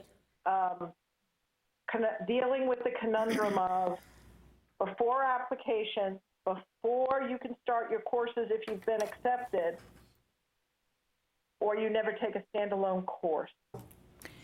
So I'd like to offer a provocative not recommendation, just a statement, because I don't want to get voted off the island here. That might just start our discussion, and in light of what Rex said about tough decisions, what if we would entertain making a recommendation that patho, farm, and nutrition, maybe, be uniformly prereqs? I'm just only going to speak for myself. I can't speak for the entire group. I see that as a huge benefit. It frees up so much area in the nursing program if we're not having to either integrate it or have it as a standalone course to actually teach nursing content. And that intro, which may be another sacred cow, or not, may be another sacred cow, that we recommend that be integrated into the content from that be integrated. Okay, so I'm noticing the huge silence. It's just a place to begin discussion, because we all agree that this is content that every nursing student should have. We're varying on where it is and why. And it does have huge ramifications for changing and restructuring of courses. But I will argue that I just made the statement that whether or not we have it before or standalone, we still are integrating it in our courses anyway. I mean, we're basically kind of doing the same thing. I think patho would be a good one. Farm with only 6 saying that they need it beforehand, I think that might be more of a stretch. But patho and nutrition, you have a greater majority. So I've looked at this literature because we, 10 years ago, moved it from standalone courses within the nursing program to required before you started, but not necessary for application. And for a whole lot of reasons, basically looking at progression, because it tends to be a predictor course and a gateway course. So we're looking again, though, that some people take this earlier than others without context, and therefore would it be better with what we're seeing today around more concept-based work, would it be better for us to actually have it back in the upper 4 semesters? And I would say that the literature is about evenly split, what little literature there is. So I am fine with questioning ritual and tradition, Lord knows, but I'm not sure we've got good data to drive us to make a requirement on either end of that. Well, And our split probably tells us that's true too. maybe this is a follow-up of, because we don't have data, this is part of recommendations of a study of, once again, the sacred cow. And I too am kind of the, get rid of the sacred cow kind of attitude about stuff. Intro content can be put in courses all across the curriculum. Pharmacology can be put in content, but, it's our philosophy is they need that content altogether. Excuse me, I have a cough that attacks.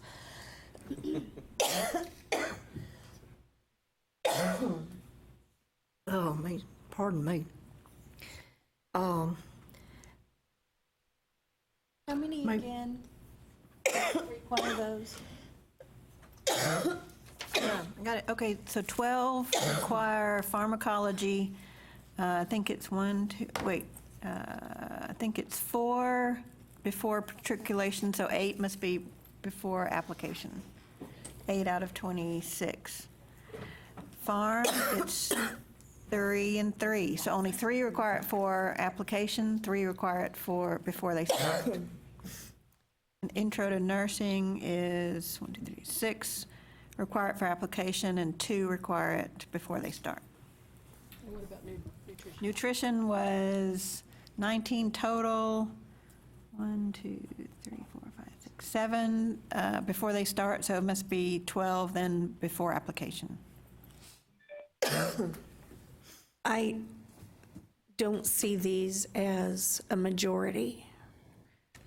And if it's not a majority, I don't think it should be included in what we are saying are the prerequisite courses. And because it's not a majority, this should be an institutional part of their curriculum and not to be considered.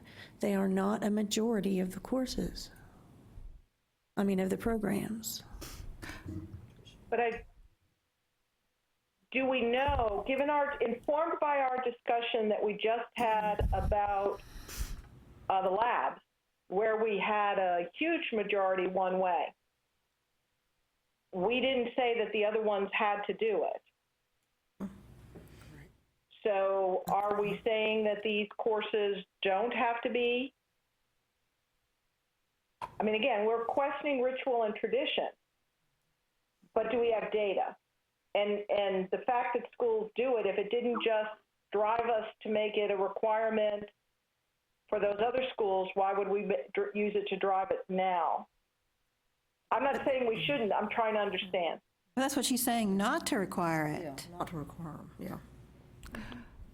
So we didn't make the others do the lab, so we're not saying, we're saying don't make everybody make them a prerequisite. So I think that's what we're saying. I think this is a really good discussion that we've revisited, that you were revisiting from earlier. We talked through this and had our rationales for not doing it. But maybe we need to, just like we did for the labs, make our language really clear about why we're not, why we're saying it's okay to have it all, it's content that we absolutely agree is essential.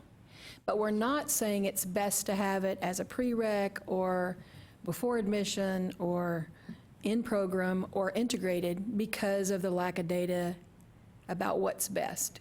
And maybe a recognition that some of the content is foundational. We recognize that. We recognize that it may or may not be a predictor of success in the nursing program. But because we don't have that data, that's our recommendation is for now until we get that data. So if these courses are Is to be permissive? Yes, What's our recommendation? yes. To be permissive, schools need to decide what they're going to do with it? Basically. Yeah. So we would recommend, But that was what we had to start with, that started this whole discussion. Yeah, So what I if, think we what just if you wanna be took it? clear. What if you took it out as a prerequisite for application, but it could be as a prerequisite for starting the nursing program? So that's what was originally in the report. We have our core prereq, and if you accept your offer of admission from the school, you may have to take these additional courses before the first class day. Right. That's how it was originally written. yeah. Okay, but that's not how it ended up. But maybe that would be a good thing to say, because then they know that they've gotten in. We've met the Well, that's the what I'm letter saying, of to the apply to charge. your school and your school and your school. I know I have to take these 7 courses. Right. Period, end of story, and I can apply. Yeah. Then I'll be considered for admission. Yeah. And I get 3 offers. My God, that's fabulous. But you know what? I think I'm going to accept one. And to start first class day, now you need to go back and have patho, nutrition, and intro, and then you can roll in. But do we need to do that? If we have what we need to apply, does it matter if you want patho and farm and intro and you want something else? It I mean, shouldn't does it matter. matter? Exactly, but I think we thought we were doing a good thing by being transparent and saying, and there could be other courses out there, versus truly to the charge, what do you need to apply to every nursing program in the state of Texas, period, end of story. I think we should delete it. And they don't need these.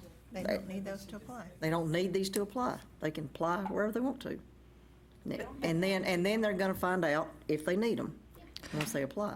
And if you need more room in your curriculum, you just take students a semester earlier and have them take those things as they're in your program. Yeah, that's what we do. Because, I mean, I'm sorry, Beth, just as our timing is when offers end and they know when they would be rolling in.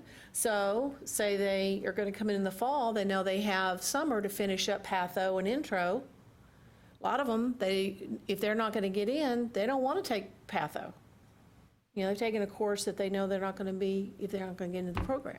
But Rex, does this make it transparent enough from your perspective, as we started this out at 10 o'clock, of our concern? We've come full circle. Yeah, I think so, because the charge itself was to identify the pre-admission Pre-admission, and curriculum, these are which you've not. done. Yeah. And again, these other courses, except I thought part of it, man, I do have one for my own clarification question, and that is that I thought that the reason these 3 courses wound up on this list is because there are some programs that do Right. require them for admission. Right. Right. But So we're trying to accommodate those. But If they're our- but if- defining admission or matriculation. And that's when I went back into the report and clarified on taking out the term admission, that these courses may be required for matriculation into other nursing programs, not as a component to be considered for an admission. offer of admission from the get-go. Right, I understand And that, but are there some programs that, but I thought they wound up here in the There are a first few, place yes, because there are a there are few. some programs that do require them They do. for admission, to be considered for admission to the program, Yeah. which makes them a pre-nursing. Yeah, but not enough of them, so we're I didn't- saying basically that, Yeah. no. But I just want to make sure that we're clear then that what we would be recommending is that those courses no longer be required for admission, and those institutions that do require that, not do that anymore. But they could still require them prior to matriculation. Yes. Sure. And Yes. that's what I was thinking, those Yeah. 7 courses originally Okay. was the consensus of the recommendation of this group originally, to be completed to apply, Right. period. Okay. So we move nutrition down into this, and do we leave this and take out, may require for prior to matriculation? May be required prior to matriculation, concurrent with the program or the content Take out integrated? the for consideration of, oh, you don't have that, all right. Courses that universities may require prior to matriculation, concurrent with the program, or the course content integrated in the courses include patho, pharm, intro, and nutrition. Are we sure we want to have it there at all? Or, that's my next question was gonna be, do we even need to put it in there? I think it confuses things. I do too. Yeah. So This if was- we're going to take them out, I think regardless of whether we take it out or not, we need to be very clear in the first sentence of this document up on the top of the executive summary. For creation of a uniform pre-nursing curriculum for consideration of admission. Whatever we just took out, that last sentence. Because that's the distinction, and I think there is confusion of what pre-nursing requirement or pre-nursing curriculum means. And we were careful that there were 2 different points, the consideration of admission and prior to matriculation. If we clarify it up the top, then these things are interesting and probably useful in the spirit of transparency, but not particularly addressing the charge at hand. So do we just need to say other courses may be required for matriculation into the nursing program and just leave it at that, or do we even need that? I'd leave it out. See, that was a conversation we were having, we were Well, working on this, was, I- does this I even sort- need to be in here? I sort of think we need to leave it out, and I think at the very beginning, there needs to be acknowledgement of the work of the group that we have uncovered that 90-some-odd% of the nursing programs in the state of Texas require the following courses, and show that how there's not such a huge disparity as possibly people been thinking of. And that from this high percentage, here's our recommendation, and this reflects the nursing programs in the state of Texas. You take these courses, you're eligible to be considered to apply. So if we put that, something like that on that, go up, Donna. Yeah, I think it's the very first sentence before those 7 courses. yeah, go up, yeah, in that paragraph, right, oh, yeah. That there are 7, go back and change it to 7 now. We changed that number 3 times. Oh, she's in the body of the paper, not the summary. We will have to make sure that the executive summary matches the body. Yeah. That, somewhere in that, at the end of that sentence, for baccalaureate nursing programs, for 90% of the baccalaureate nursing programs, which are offered by universities and health science centers, there are 7 common prerequisite courses recommended, take out and stop it at recommended. You could say there What were page are you 7 on, please? seven common courses identified, and therefore recommended as a pre-nursing curriculum Identified and recommended as. Within the state of pre-nursing- Texas. As the pre-nursing curriculum. We can't say 90% though. Because there's like, human growth is only 18 out of 26, which is only 69%. Well, okay, so say for the majority of baccalaureate nursing programs. There you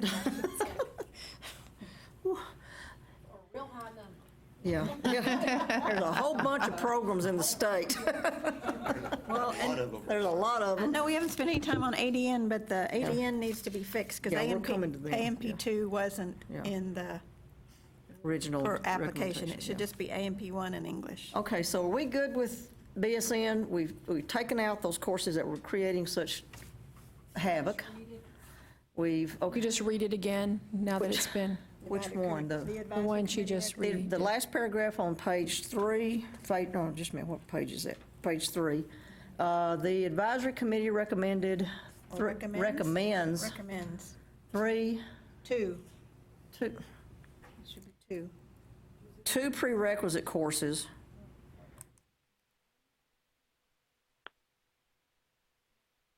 But they never have required both AMPs.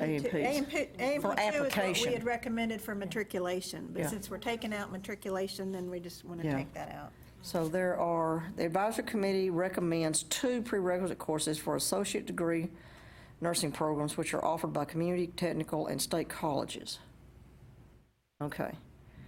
For baccalaureate, Do you want to, oh, yeah, it's pre, I'm sorry, does that make, okay. For the majority of baccalaureate nursing programs which are offered by universities and health science centers, there are 7 prerequisite courses. No, because this is talking about Identified our and- recommendations, so don't say it's for the majority then. I mean, we're making the recommendation. Okay, now I'm in two separate places. Yeah, I think, it's this sentence here. If somewhere in their narrative, what you want to do is What page are you Carla on? pointed out, you want to make, This is right before just make the 65. acknowledgement that in the course of studying these, the vast majority of programs all require these courses. Then I think that's an important point, because Yeah, she you is. can get this impression that there's a lot of disparity when in fact there's not. I mean, as we figured out, the disparity tends to be rather narrow and Yeah. discrete. Okay, for baccalaureate degree nursing programs which are offered by universities and health science centers, there are 7 prerequisite courses identified and therefore recommended, period. Should we say, Don't even say identified, just say Yeah, just- recommended. well, somebody said identified, that we, do we not need, Use the language of Use- identified and recommended, but you Yeah. just say recommended. do we need, well, y'all want, I mean, you could address it in the last sentence in the paragraph above, where it talks about, we recommend, you could just add a statement there somewhere based on what was identified for the majority of both ADN and BSN programs. Yep. so in the paragraph above, the last sentence, for those commonalities, they recommend a uniform pre-nursing curriculum.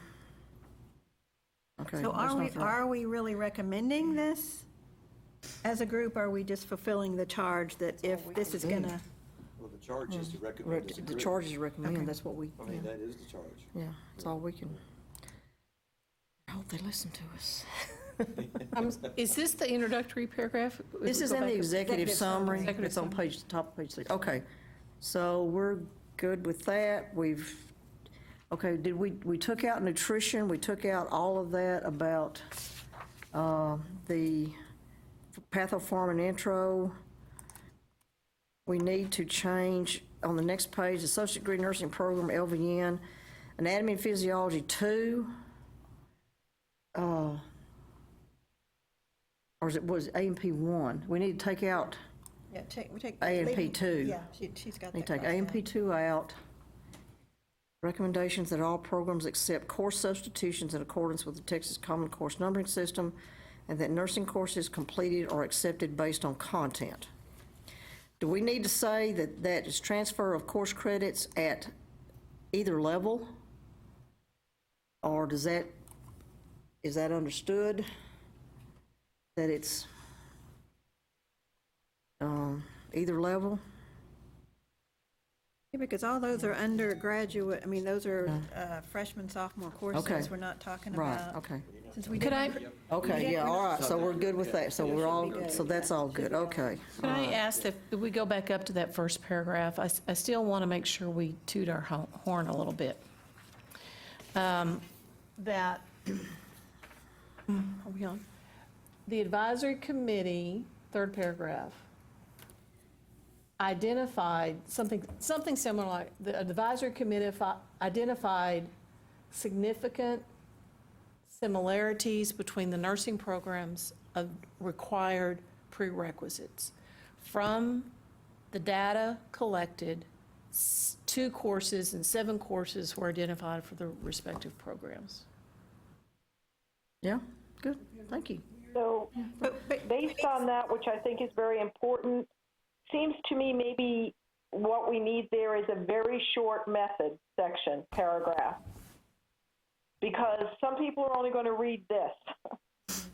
So the fact that we did a survey, the fact that we got 100% back, the fact that we used that to inform our discussions and results in this and drew the commonalities, that needs to be in there. maybe just a little about more the than what you survey. said needs to be there. That may be between those 2 paragraphs where, Yes. a paragraph above where you're currently typing. Right, and then we could just add 2 or 3, 4 sentences about the methodology that's described in great detail later, but you're right, a lot of people are not going to read past the executive summary. Donna, So, that's a don't good do point. that one. We're going to add another paragraph.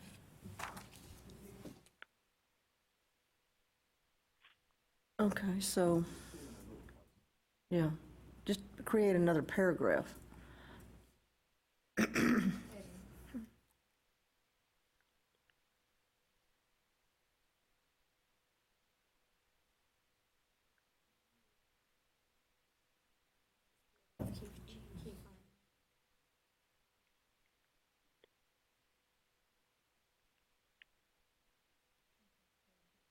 Well, we've got brief description of methodology down on page 6. Do we need to move that? I would You would leave that in that place? Because it's Okay. outside of the executive summary. Okay, then yeah. We can just, but we can just, Yeah, just do, we yeah, can just take 2 or 3 sentences out of that, or, right. yeah. Something back up at the executive summary of We'll add it a there where we put in the methodology piece, we'll add 2 Yeah. or 3 sentences from that. survey, a survey was developed to determine or to gain the program's responses of, let's see, Well, we what can just courses, say yeah. something like a survey was Let me get back into this and see what this says. developed to determine. Yeah.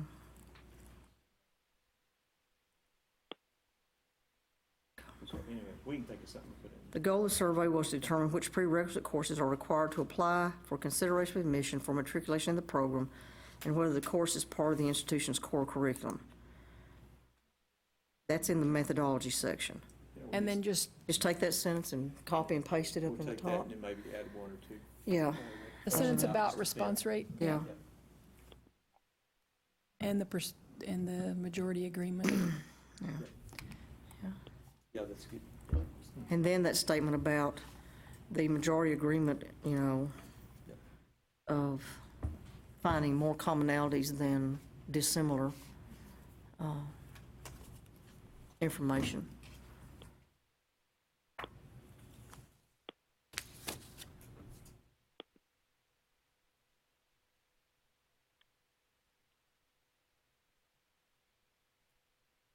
Okay, so.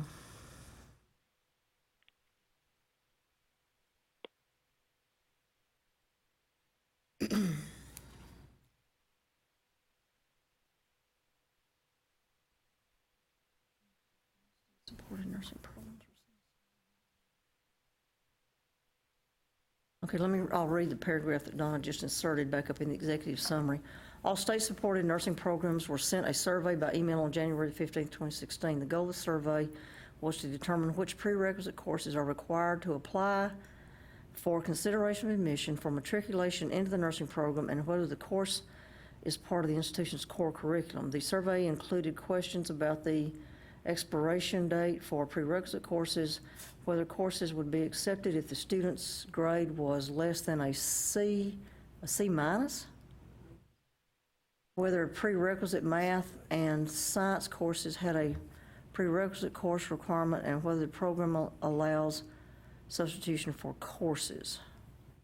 Okay, I think it's way too much information for the executive summary, because I think just the first sentence needs to say we did a survey to find out what was required for admission.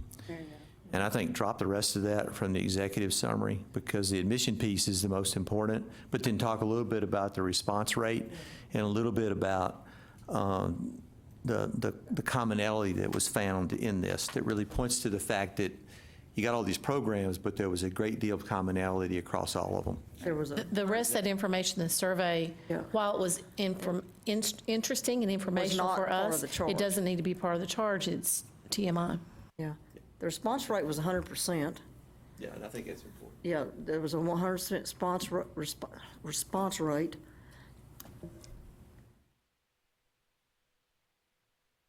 Except it wasn't sent to LVN. That's a different issue. Yes, in two votes, yes. We included them in there. Part of the charge was to determine whether courses could be taken at another institution, could be transferred, so we do need to add that. What's down in the rest of it, it doesn't necessarily need to be in the executive summary. It was part of the charge, though. Okay, I see what you're saying. It was 100% with, Well, it was 100% of the ones we sent. yeah, so- 100% of surveys sent out, sent. Trouble was, we Sent didn't out. send it to the Yeah. LVN, the programs that only had transition. That left off, but they're in the They're in the data. data. Yeah. Yeah, that's okay. There, Let some. Okay, Those, okay, so well, does yes, that, these were the ones that were not included. Okay. So I added. so does that take care of the executive summary that we, These others are strictly LVN. we have the information there? Yeah. It does. Who came up, the commonality, what did you say about the commonality a while ago? Yeah, you are down the bottom. Yes. I think I'd put it the first of the next paragraph. I'd take off that and commonality. In front of the advisory committee, I'd say, data from the survey resulted in, No, the next paragraph. yeah, the next paragraph, where it says, the advisory committee recommend. Yeah, okay, yeah. Data from the survey identified significant commonality among the nursing programs in the state of Texas on current required prerequisite for consideration for admission. From the data collected, the state of Texas, commonality among the nursing program in the state of Texas on currently required prerequisite courses for consideration for admission.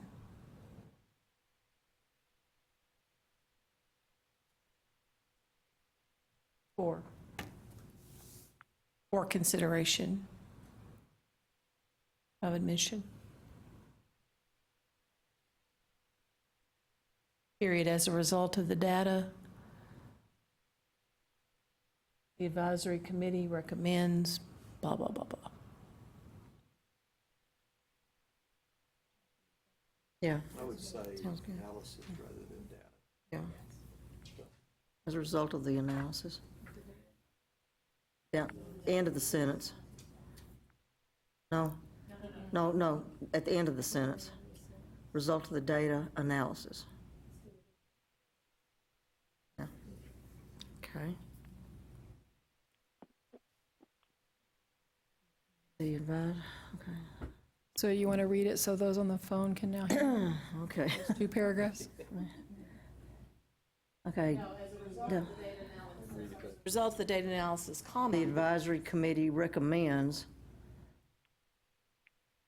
7 let's see. Oh, I see, okay. Yeah.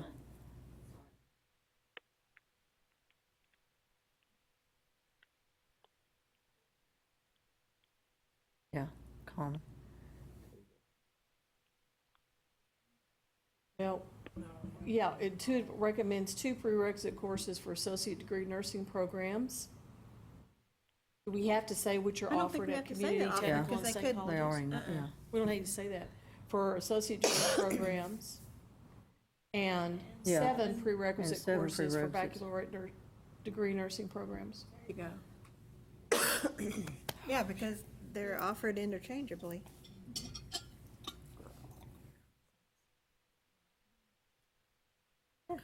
And, no, go back where you were at that last deletion, and state colleges. Right, go back up. No, right there. For ADN programs? And 7 for baccalaureate. And 7 for baccalaureate, take out, For baccalaureate nursing. or back, yeah, combine into one sentence.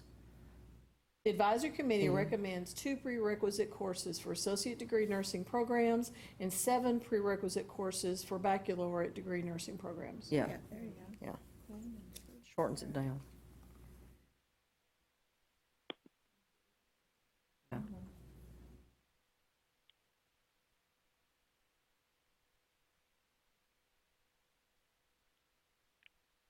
Take all that out, yeah.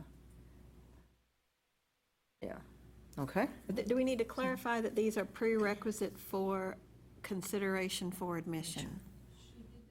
Did she? Okay, okay. Okay, so data from the survey identified significant commonalities, or identified significant commonalities among the nursing programs in the state of Texas on currently required prerequisite courses for consideration of admission. As a result of the data analysis, the advisory committee recommends 2 prerequisite courses for associate degree nursing programs and 7 prerequisite courses for baccalaureate degree nursing programs. That's it.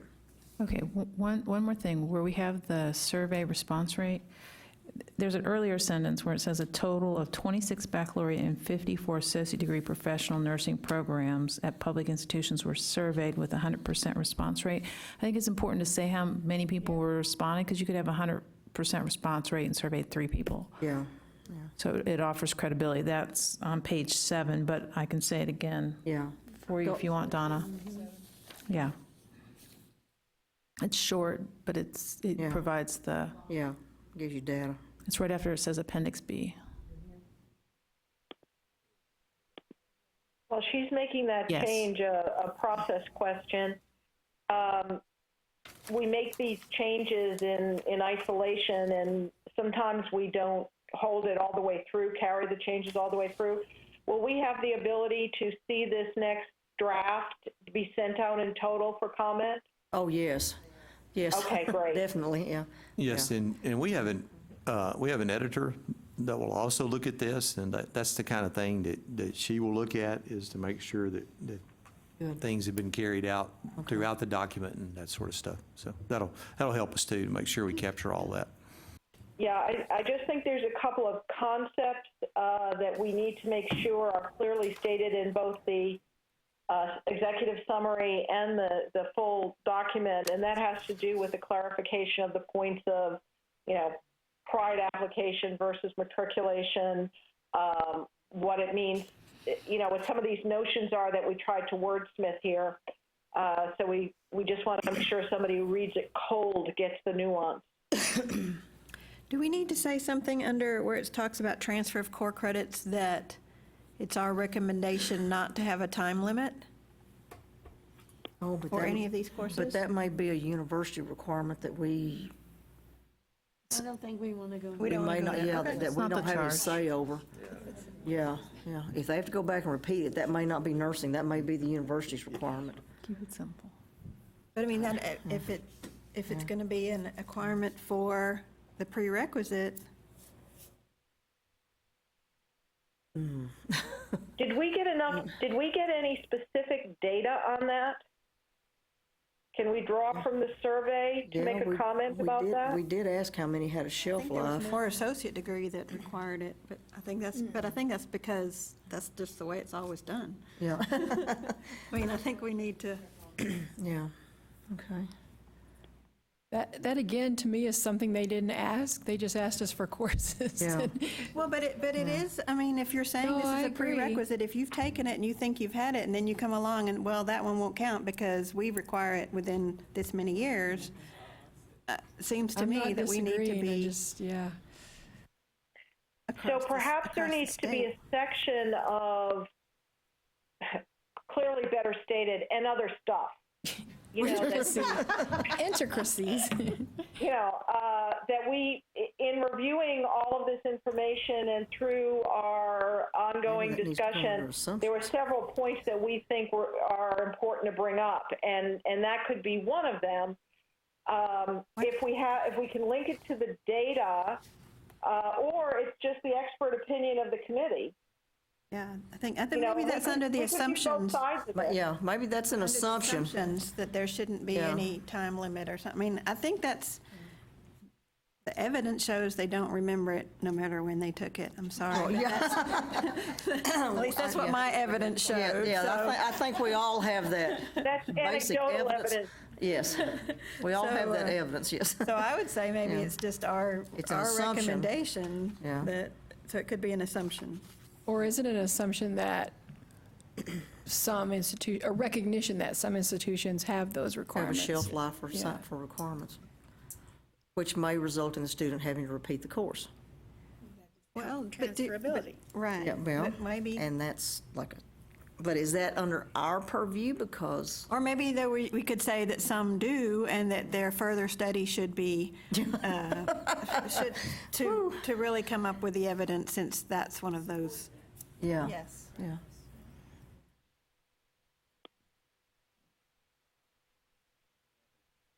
Seems like more. Yeah, almost hate yeah, to say it, but I think that's legitimate. yeah, What'd you say? I said I almost hate to say it, but I think that's legitimate. yeah. Okay, So so what- you want me to check on what the responses were for the expiration of courses? Yeah. Okay. I'll check, I've sent a request for that. But then we just need to decide where we're going to put that, in assumptions Yeah, in or? assumptions or as another state. Assumptions would be Yeah. a good place, maybe. At least Okay, so, It addresses it. yeah. We are down to the section that starts with introduction. Why don't we stop here? It's 12:15, 30-minute lunch, 12:45 return. Is that okay with everybody? Beth, you good with that? I am. I'll see you in 30 Okay, minutes. yeah, and Or whoever hear you else- in 30 minutes. Yeah, whoever else is out there. I'm still here. I'm listening. Good, okay, 30 minutes. All right. 12:45. Sounds good. What time is it in Italy So their right now? website implies they only have LVN to ADN? Well, I don't But in know. practice, I don't know if that's true, so I would leave it. Oh, did you look at their website? Yeah, I did. Okay, so maybe But that was I why. don't think in practice that's what happens, but we Oh, won't go okay, on then that's that. why they weren't included on that Right. original one. Weird. It's one of the things I had to do recently is give data for 10 years on LVN to RN, and I went through every NEPIS. Oh, my gosh. But I'm gonna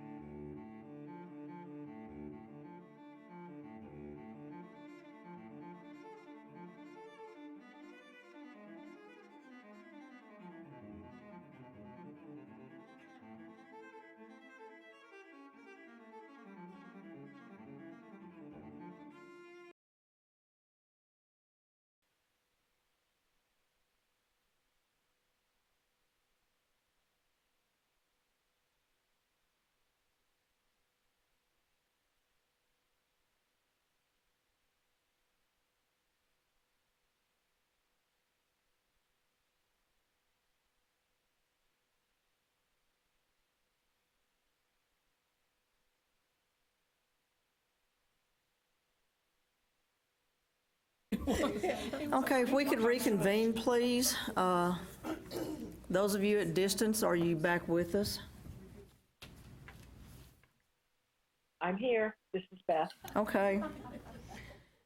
We need to move along, and I think we've kind of hit some of the hard points, and thank you very, very much, everyone. You've been phenomenal with this. It's not an easy thing.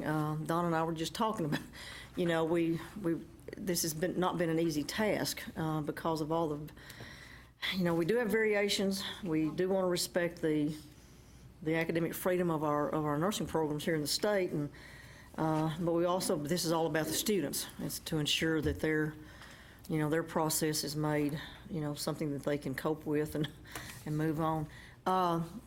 Donna did receive some comments from a couple of people that she wanted to share here for a few minutes before we move on and kind of look at the end of this. One of the things we want to do, when we leave today, whatever this report is, y'all, this is going to be the report. We're going to get this out to you by Wednesday morning. You have until Friday to read it.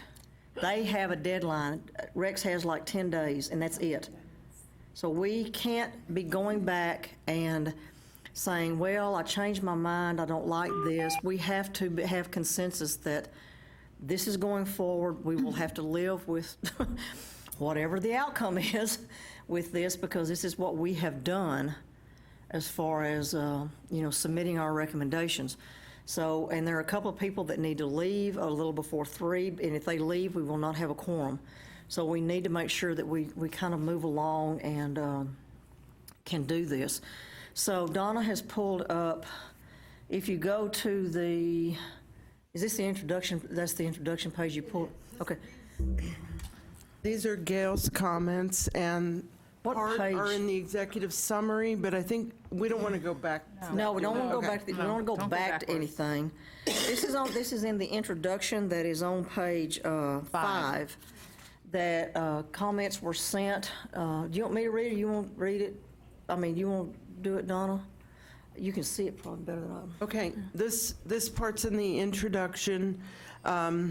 Her suggestions in that second paragraph are to provide potential nursing students the ability to apply to multiple nursing programs, requires identifying commonalities among the prerequisite courses required for different nursing programs, addressing the transferability of prerequisite courses from one nursing program to meet the prerequisite requirements of another.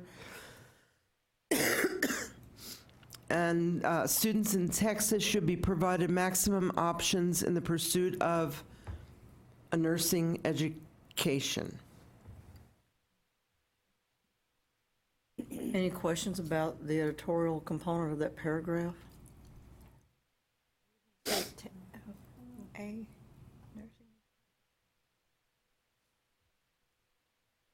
Could y'all hear it at the distance, in your distance components?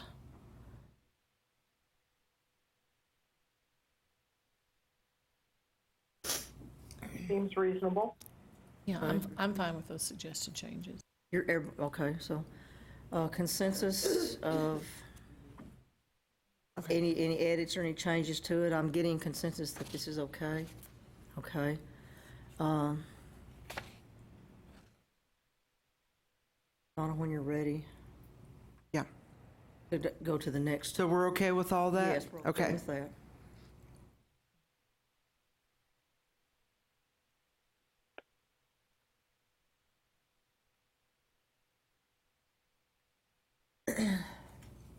Let's see.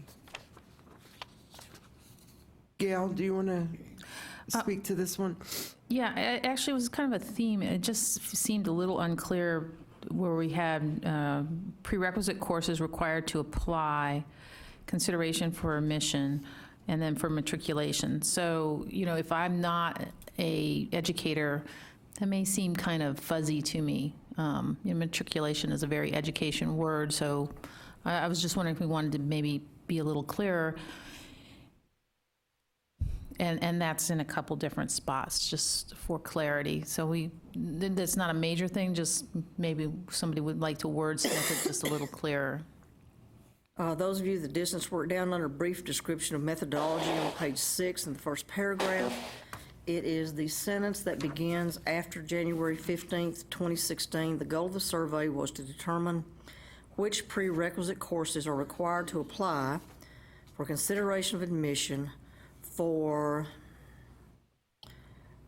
to actually take nursing courses. That's, I mean, Maybe to start the nursing courses, to program or start. something like that? Yeah, to begin the nursing program. Yeah, that sounds good. Yeah, just put to begin the nursing program instead of, For Yeah. matriculation? yeah, comma, to begin the nursing program.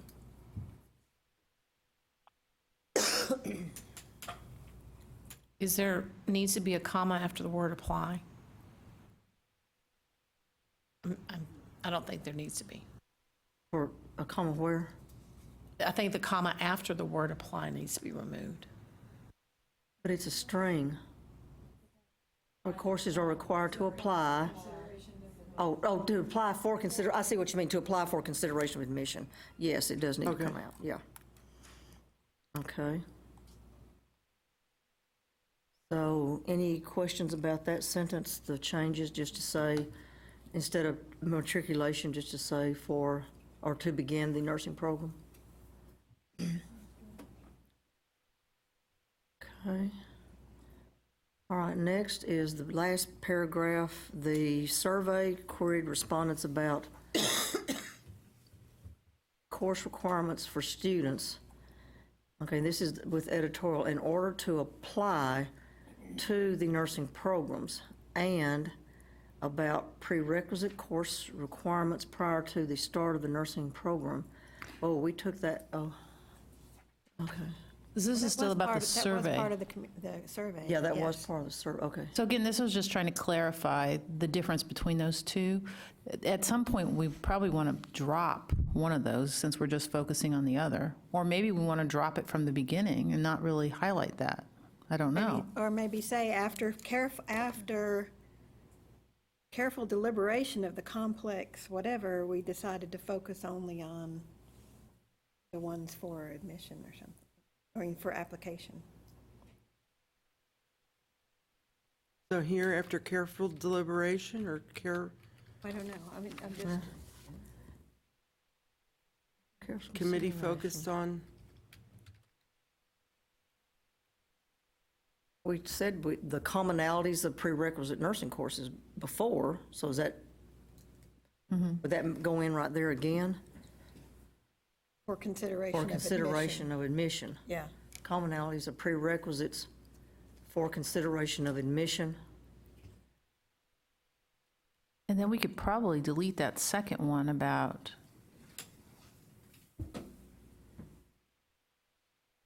the second definition, if you will, and then just focus on that. That might be clearer and streamline it. So that paragraph, the survey queried respondents about prerequisite course requirements for students in order to apply to, just two nursing programs, and about prerequisite course requirements prior to the start of the nursing program. After careful consideration, the committee focused on the commonalities of prerequisite courses for consideration of admission. Of admission, No, it's It's just prerequisite courses for consideration of admission, yeah. And the need to have definitions there are why? Definitions still. It showed, well, this was showing the difference of, it was just applying to the program and admitted to the program. And this was, Because we had that conversation about whether or not they would be able to distinguish and understand applying and being admitted are two very, very different. You can apply, Could you be admitted. Could you give us the page and paragraph? I Yes, think I've lost- yeah, it's on page 7, where the pre-nursing, the definitions, Yeah. And paragraph? the paragraph right above that is the one that was just edited, the survey queried. Okay. So the question is, do we still need the two definitions of pre-nursing student applying to the nursing program and pre-licensure student admitted to nursing? Both of them are pre-licensure. Yeah. So I don't think that needs to be added in there if these remain at all. I think this was more important when we had those 3 courses, so I'm wondering if it would just And it may not streamline it. be and- anymore. Can we take them out? So there was a I would recommend removing recommendation both of them. to take out both of these. Before we do that, could you just look under on page 6, paragraph 1, where the language is pulled specifically from the bill?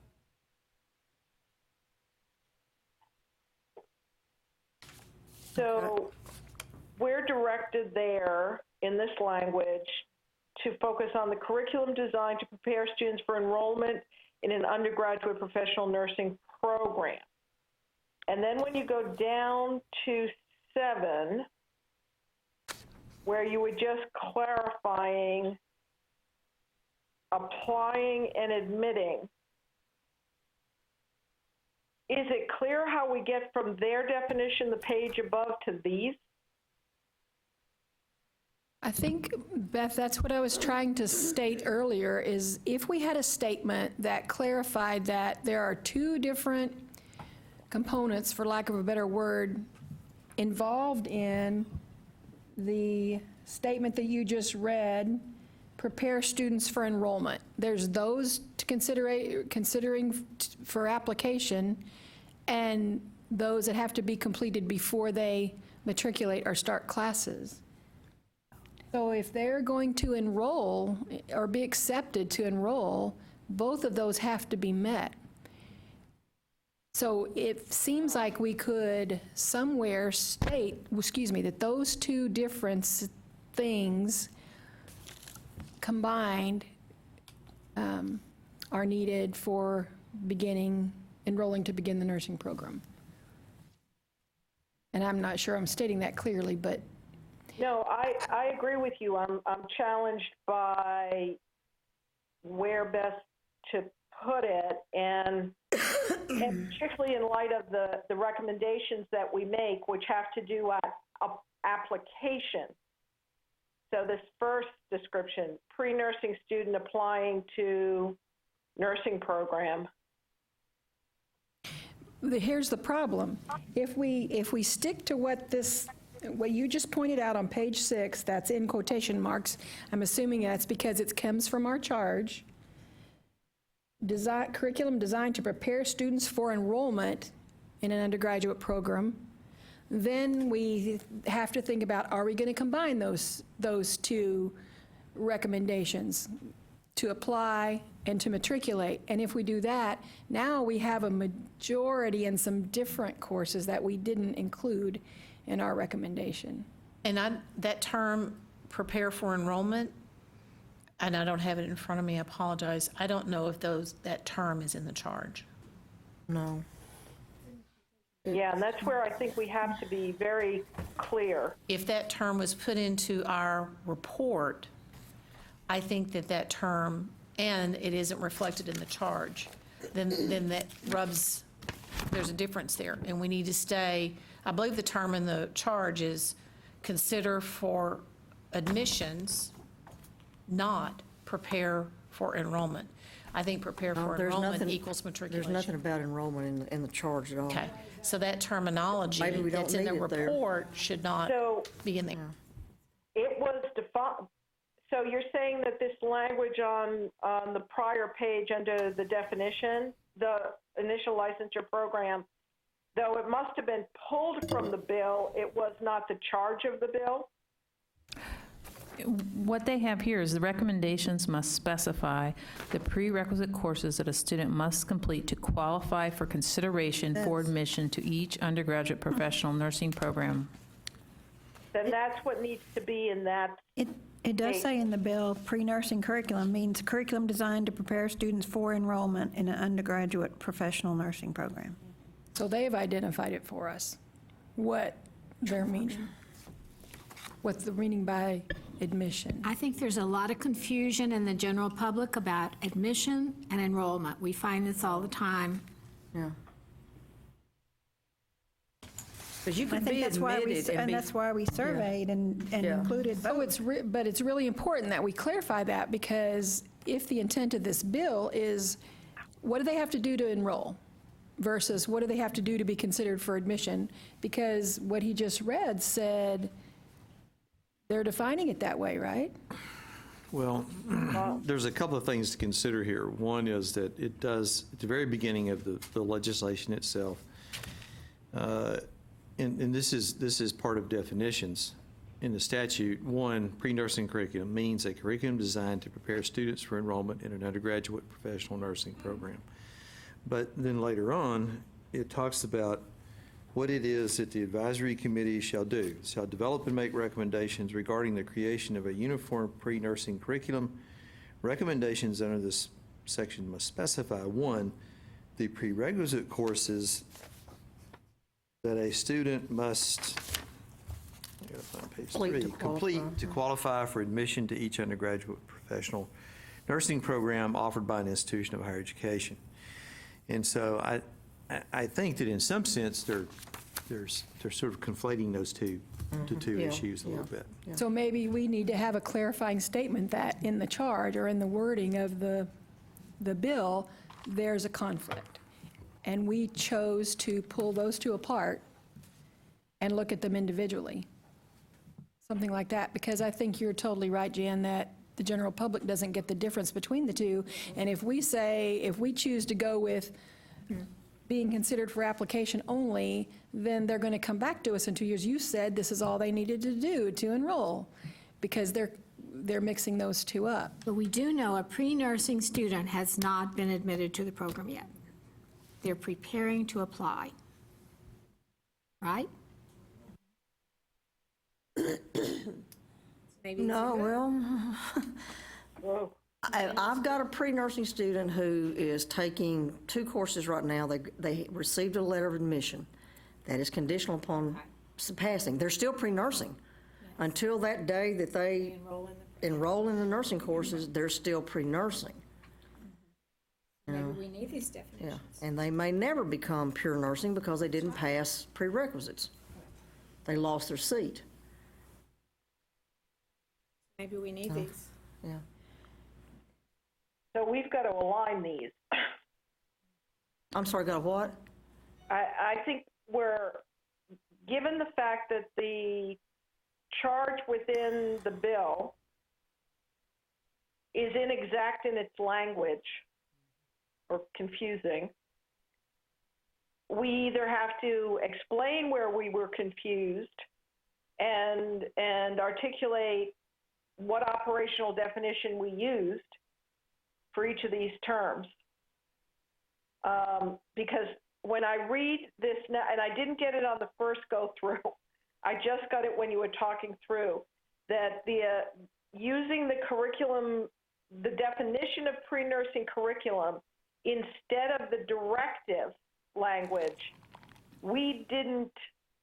what we just did all morning doesn't get us where we need to be. And I think it's because we used the charge, which related to admission, to application, as opposed to fully prepared to begin the nursing curriculum, And to be enrolled. And to me, anything outside of the official charge, I mean, that's what we have to act upon. And so if we reference the charge in here and reiterate it again, then we're acting upon that. And show that what we're staying true to, not to be, or put in there, not to be confused with. And So to the me, charge here would read what? The charge says recommendations must specify the prerequisite courses that a student must complete to qualify for consideration for admission to each undergraduate professional nursing program offered by an institution of higher education, and the content for those courses. So we could take that as just very literal, but then later, where they define what that means as enrollment, that's problematic to me. Because in their mind, they're defining admission And then, equating it I with guess you could enrollment. say to qualify for enrollment includes additional courses as. Includes those other three. It could include those other three or other, not. or however many other courses an institution wanted.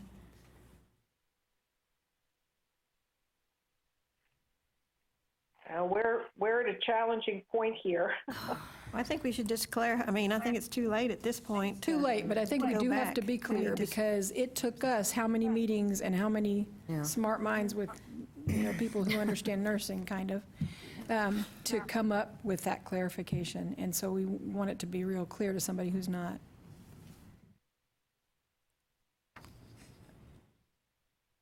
So, all right, so do we want to go with these and put a clarifier in the sentence on page 7 above the two definitions? Do we want to put a clarifying statement? I would Here. wonder, the survey queried respondents about prerequisite course requirements for students in order to apply to nursing programs, and about prerequisite course requirements prior to the start of the nursing program. After careful consideration and in response to the charges put forward by the legislative body, and even repeat it, the committee makes the following recommendations. I would agree to that, and then maybe the first assumption would be something about, in light of the, something about the conflicting language in the charge, or the definition of the charge being, Can we question that? not question it, but just Well, but I mean, can clarify we that because say it that we wasn't didn't clear. understand that- Because it wasn't clear, we chose to focus. The yeah. route we chose? We're assuming I like that. we're assuming that the charge to look at prerequisites for consideration for admission is literal, or however we want to state it. And I think it seems reasonable to look at something that says recommendations must specify. That's a very action-oriented thing, so that's what we acted upon. Yeah. Okay, Rex, so, do you think we're living within the charge? I'm a little uncomfortable because we even surveyed for that second set of information, and now we're going to say we're not talking to it.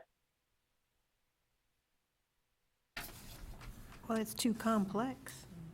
he said just a minute. I'm not sure it's too complex. It may take us back to what we started with this morning, but we did speak to the extra courses. Well, it's too complex in that the programs are divided and. Right, but we would address that. There's not enough data. You know, we could speak to the specifics of what we found in that after application but before matriculation section, included for the most part 4 other courses, but there's inconsistency with those and we can't comment to them. But we did address the single charge as specified, and we could quote the language about applying for acceptance.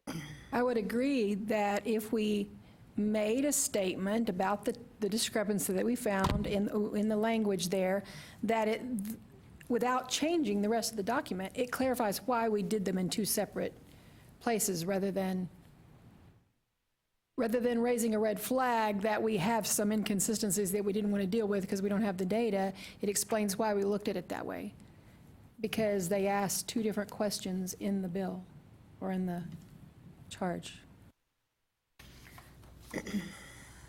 Yeah, because I think that the pre-nursing curriculum is defined as something, but is defined as this, designed to prepare students for enrollment. But when it gets down to the part of the statute that says what the committee shall do, then it says it shall develop and make recommendations regarding the creation of a uniform pre-nursing curriculum, but then it goes on to say that the recommendations must specify the prerequisite courses that a student needs to complete to qualify for admission. And so I think it further, in that regard, it further clarifies what it means by the pre-nursing curriculum itself. So they're specifically looking for those courses that you need to complete to qualify for admission to each undergraduate program, the content for the courses, and then not later than shall prepare and submit to the legislature and so forth, the report. So I agree that in the definition it says something about, it makes a statement about what a pre-nursing curriculum is, but then then the statute says specifically what to do, then it says to identify those courses for admission. And it is true that in the course of the committee, we've addressed both of these things. And we took out part of it this morning out of those recommendations. We took out that part about that pre-nursing curriculum that you need to have before you can actually enroll in the program, but that's after admission, Right. okay? And so, and maybe Deborah, you're right, we just need to sort of say that. And maybe we should put some of that back in with some clarification about why we did what we did. Or can it not say these pre-nursing curriculum are necessary courses Or could we toward the draft it- preparation for enrollment? Go ahead, Carl. I mean, something like that, that these pre-nursing curriculum are required, have been identified as required courses as a component of enrollment, full enrollment on first aid class or something that helps define that. Or maybe we just reformat and change the header. And maybe we just do this as charges. Organize this along the charges. So charge 1, charge 2, charge 3, deliver with a report, right? So charge 1 is, we could lift that exact language, which has to do about admission, for admission. And we just speak to that, because we could talk ourselves into a circle if we don't. If we try, it's confusing.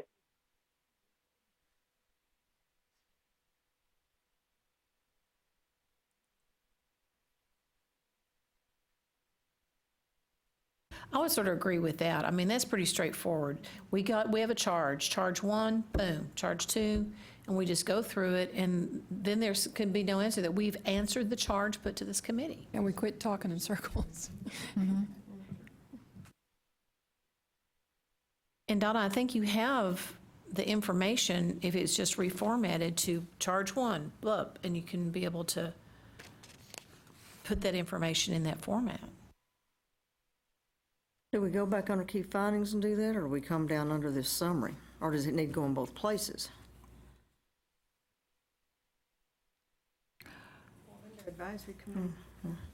Under advisory committee recommendations, you could say charge 1 and then charge 2. Yeah, because that information has to go back. They said this information does have to go back in there, under that part. What information has to go back in there? There's repetitive information, like this that we talked about this morning, it has to So be is it just a repetitive. matter of this committee, a recommendation be put forward that the report be organized in accordance to the charges put forth from the legislative body?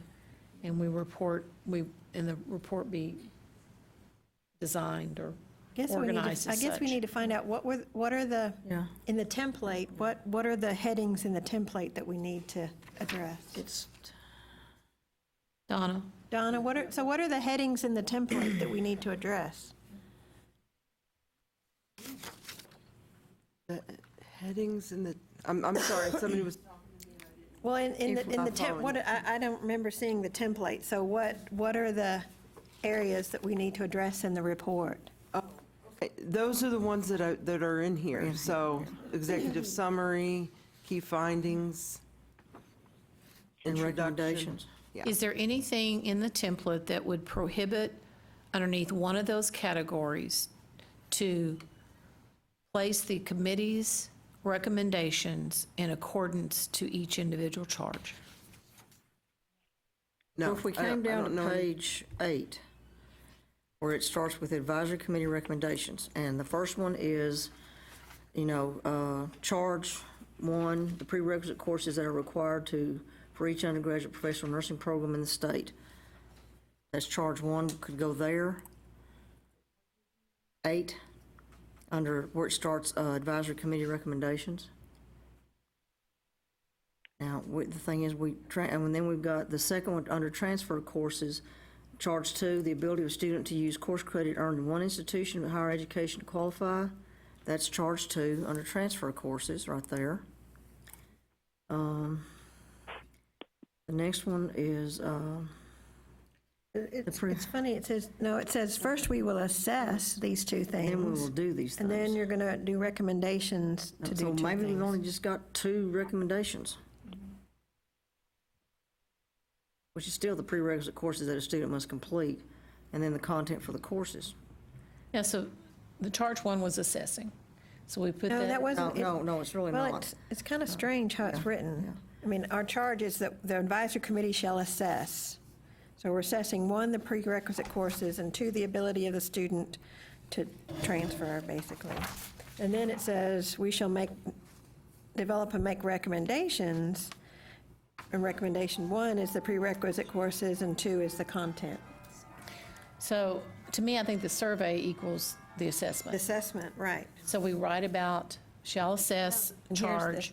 Here's what we did. yes. 2 is the recommendation. Based upon the findings of the survey, we'll put 2 charge in there. Based upon a recommendation survey, here's what we recommend. And 3, charge on looking at the content and the language of the content. Yep. So if you Can we organize it that way, Donna? So if you go back up and look, I'm looking at page 2 on the bill, under small d, the advisory committee shall assess, okay.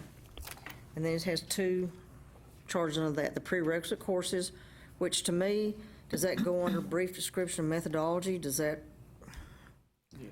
goes under there. That's our assessment. D1 right there. It's on page 6. Is brief methodology, that's D1. Okay. D2, the committee shall assess the ability of a student to use course credit earned. That's transferability. We didn't assess that.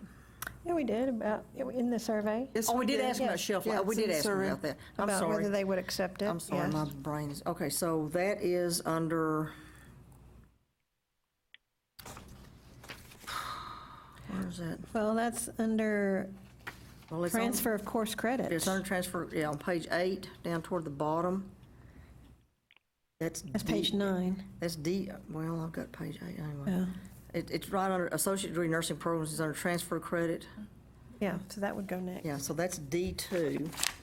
But and then- that's based on the survey results, then this is what our And recommendation. then E, the advisory committee shall develop and make recommendations for the prerequisite courses that a student must complete. So E1 is advisory committee recommendations. Back up on that page, right above that, where advisory committee, that's E1. And then the content for the courses under subdivision 1, that's E2, is down at the bottom of that page, content for prerequisite courses. And that's the ACGM with that. So that's where those would go. Is everybody on those pages? Are we all on those pages?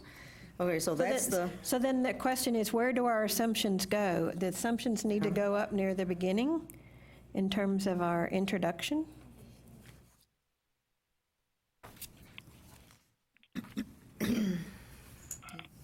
I would say it would because it's based upon the assumptions that we made these decisions. maybe it goes right before initial licensure programs. Yeah.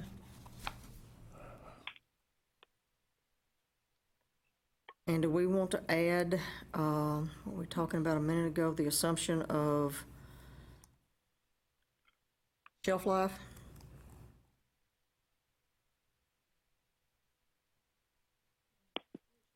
With no expiration dates, does that need to be something that we want to add to the assumptions? It's not really an assumption, it's more of a A recommendation. Yeah, recommendation. okay.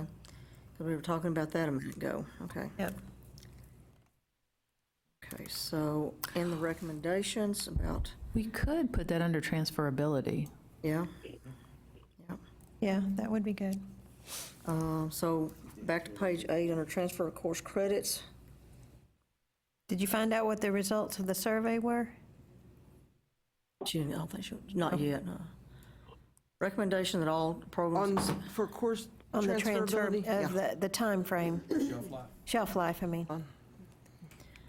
So we need a sentence. Recommendations that all programs accept course substitutions in accordance with the Texas Common Course Numbering System, and that nursing courses completed are accepted based on content. What can we say about shelf life? Or expiration. Expiration of courses. Are we gonna, Well, do we need to say something about the survey showed, whatever, that so many schools the survey showed. yeah, that so many schools have a time limit on science courses, classes. whatever, Yeah, but the committee recommends not to or something? yeah. Not to have a shelf life. If you're putting under transferability, Yeah. you could say something to increase transferability There you go. based on our data analysis. That's good. There you go. But did we earlier decide that that wasn't totally our decision, that sometimes it's science departments? Do we have full freedom to say that, or were we going to require more data again? All we can say is this is our recommendation, Yeah. whether, But do if you? it becomes do you- in statute, does Yeah. it matter? But do you ask your science department if it's okay to take a course that's 12 years old if your shelf life is 10? No. See, I don't care what their opinion is about it. You don't ask them, it's up to you. That's usually programmatic. Yeah. Okay, so, Decision of the program accepting. right, it, yeah. not accepting it, Right, rather to than- increase transferability based on data analysis, the committee recommends that no shelf life, no, Here's the results, though. I think we should look at this before we make a recommendation. This is for ADN programs. And does your program have an expiration yeah, date? they do, yeah. But the BSNs were the opposite, wasn't it? But I don't think that they do, just. I think they do 72% because do. Because that's just the way it's always been. I mean, I could probably tell you. AMP within here. 5 years, We 10 will years. past, it's always been this way. Yeah, Yeah, I mean, I just think they just don't change unless they, yeah. so what was the BSN was? BSN flipped.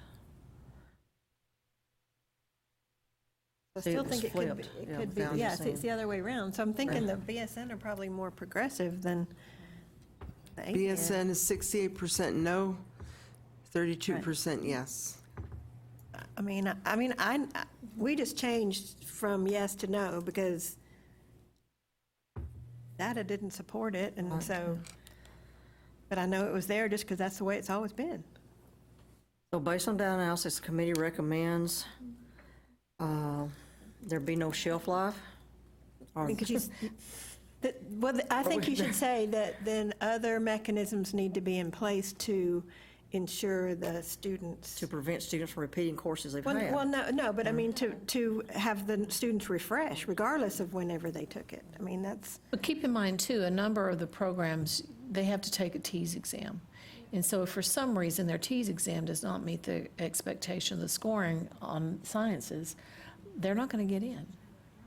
So there's your data, their like I sciences said, I mean, I aren't. don't have them fresh to do enough. that, but I did give them an A&P test and they did terrible. So I said they have to do remediation over the summer to refresh. So I mean, I'm not saying that we should just blanketly get rid of it. I'm still saying that there should be alternative ways to ensure the students still have competence in science content. So I think that probably should be in there. Okay, But just having an arbitrary 5 years is not going to be a way to do that. right. Yeah, I think that's the essential point. Yeah. I mean, well, there's two essential points. And one is that you want the students to have the competencies that they need.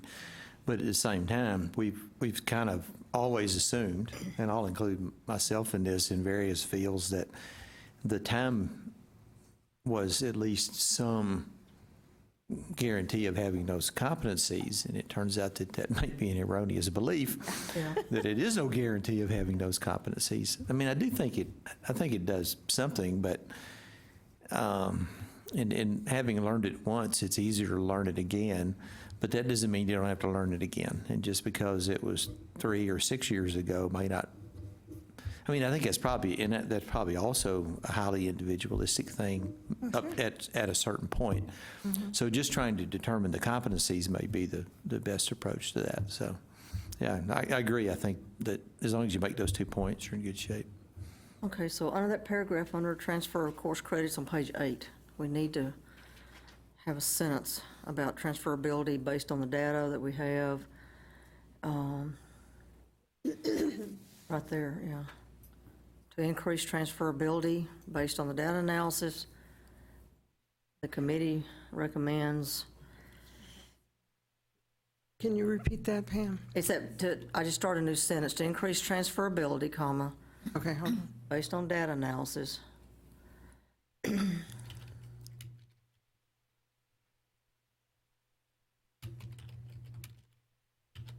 Committee recommends, That programs not use an arbitrary time limit on science courses. As opposed to a negative statement, Okay. what about that, a focus on assessing competency or continued continued knowledge in that area would be preferable to a time limit? I mean, the nots and musts, we don't have the data for nots and musts. Okay, what was that? to, well, that programs use an, that programs for, use an assessment, an Or alternate assessment, yeah. assessment methodology to determine current science knowledge if courses are considered. Rather or- than an yeah, arbitrary time. Rather than an arbitrary time frame, Time frame or something, yeah. i.e. 5 years, 10 years, something like that. So that could be the HESI or ATI or TEAS or whatever, or, Yeah. or some other test, yeah, that'd be good. And certainly with the movement to competency-based education and more individual assessments, these things, we'll get there.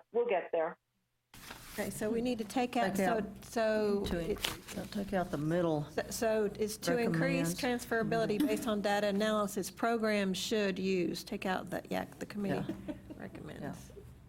Take out Why the don't, rest. just take out that, No, yeah, there you go. yeah.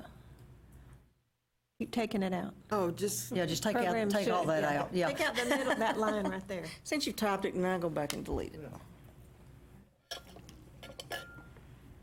There you go.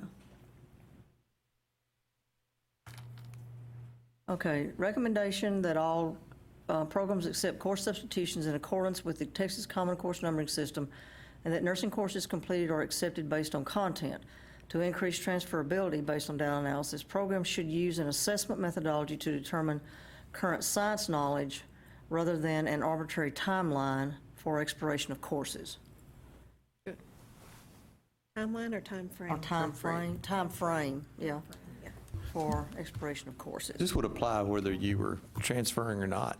Yeah, it would, yeah. So maybe just to add to increase transferability and, Progression.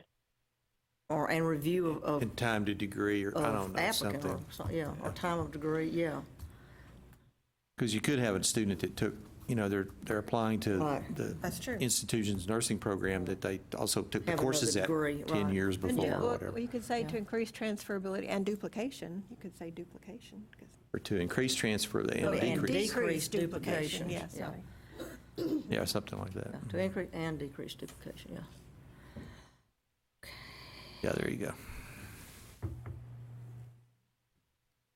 Okay. Okay, we're down to appendices.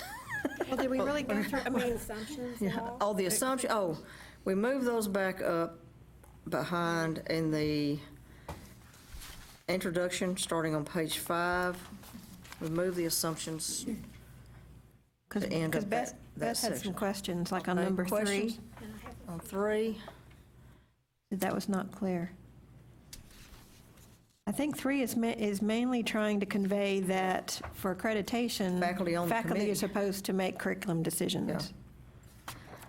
When the assumptions discuss accreditation, I'm not quite sure if you mean national nursing accreditation, because our board approval is one, are you is looking? approval. Well, looking at number Correct. 2, it Okay. says, I mean, I feel like it should say state regulation and national nursing accreditation standards differ. Okay. Is that what you mean? Yeah, okay, yeah. So on And then the 3, next, number 3 says all accredited curricula. Does that mean accredited by nursing, or what does that mean?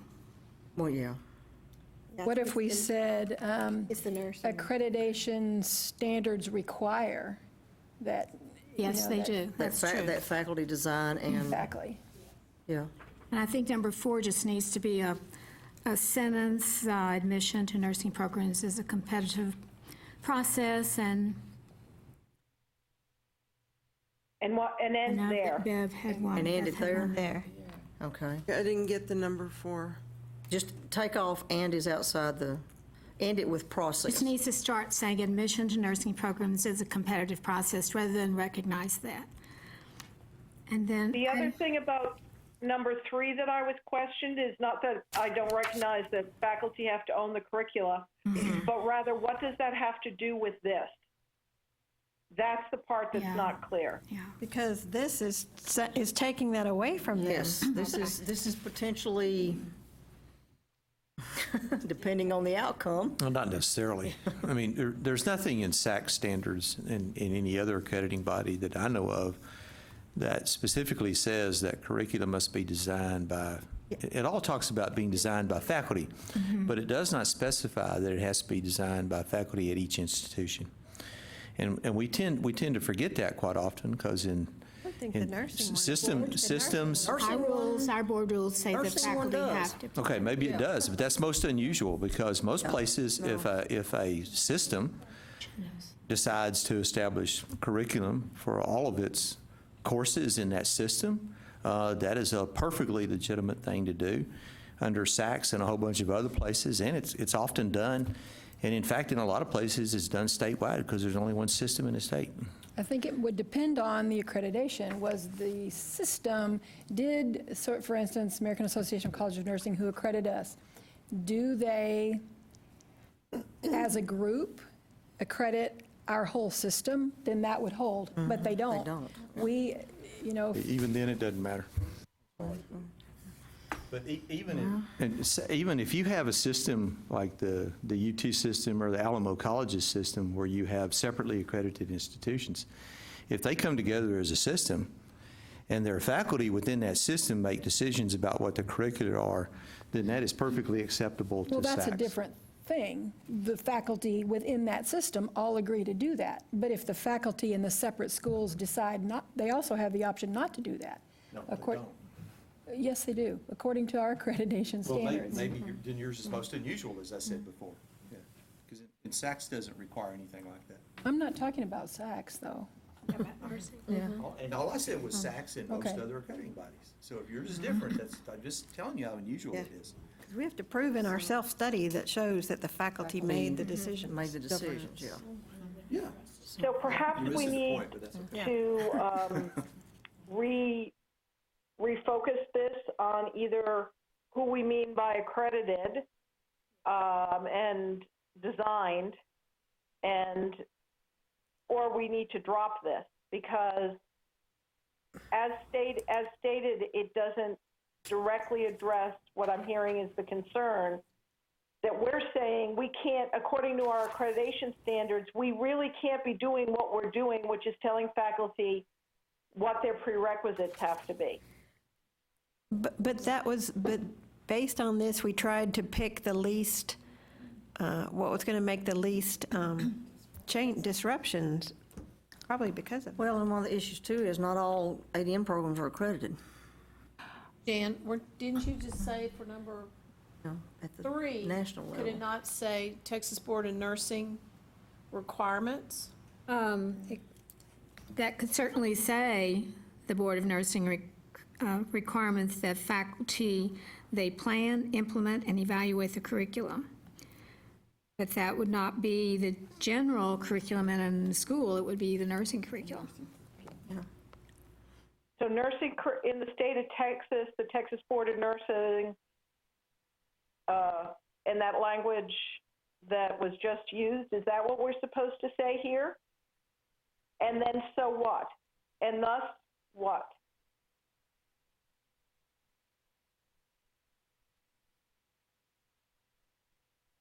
Do we have to have a "and thus what" statement in an assumption? The assumption is just that nursing faculty own the curriculum, according to T-Bond and other accrediting agencies that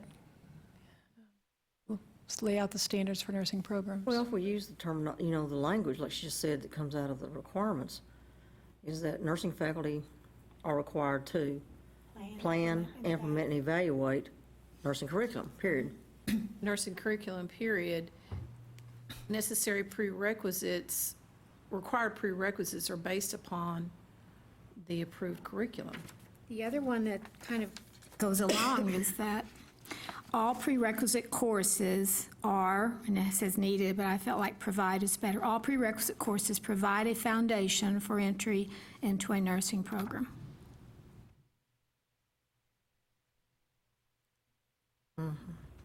I think that strengthens where we, stating something along that line, strengthens where we didn't go. That we didn't, you know, force feed the farm in Paso.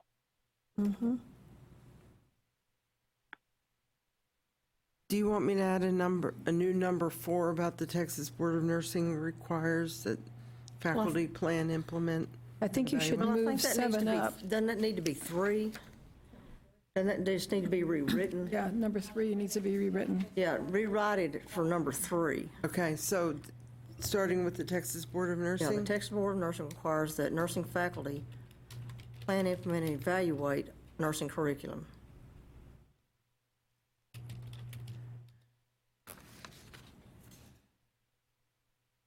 Plan, implement, and Plan evaluate? and evaluate nursing curriculum, period. And then take out that next sentence. And I would move up 7. what Jan said, number 7, to be underneath number 3. Oh, it's not tracking anymore.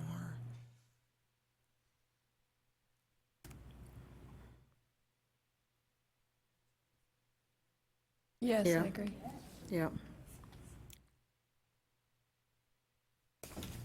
8, Well, let's talk about number 5 for a minute. Nursing programs are preparing students to be generalists, and I don't know if you want to add something that all these students take the same NCLEX RN examination. My recommendation on that was changing it generalist in the practice of nursing. Okay. Because It needs the common layman out there will not know what the term generalist means. Okay, that sounds better. and 8 needs to be are instead of is. Curriculum requirements are. And what about number 6? I'm not sure if this was meant to mean that the advisory committee is not in a position to comment to non-nursing core curriculum. Is that what we were trying to say there? Yeah, I had made that same note, prerequisites for the bachelor's degree required by the institution. But I think core, it makes it more clear. And, I'm sorry, which one is that? Number 6. The new number 6? No, the old number 6, which is, The advisory committee is not in a position to manage other number prerequisites by 7, you're right. institution. Okay, and what's the change? The advisory committee is not in a position to comment to the non-nursing core requirements established by institutions. We didn't get into that. But that's also your number 8. Yeah. Well, and that was, yeah. Right. And then we don't need number 8. Or we take that Or out. keep number 8 the way it is and delete 6. Yeah, That works too. Yeah. but I think 6 was actually designed to Say that we. address other prerequisites that an institution may have. Yeah. That says everybody who wants a degree has to take a freshman seminar or something. Yeah. So, but, That's different from the one about core. Point taken.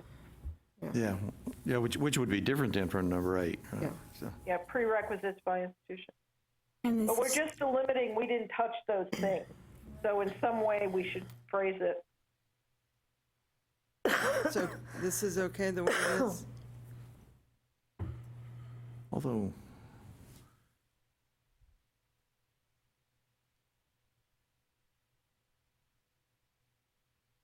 What Do if freshmen- institutions, Seminar would be core. no. It's not core. Freshman Well, it seminar- might be core, but it wouldn't be a prerequisite anyway. Yeah, it wouldn't be a prerequisite for And so us. do institutions actually establish prerequisites? Course prerequisites? Yeah.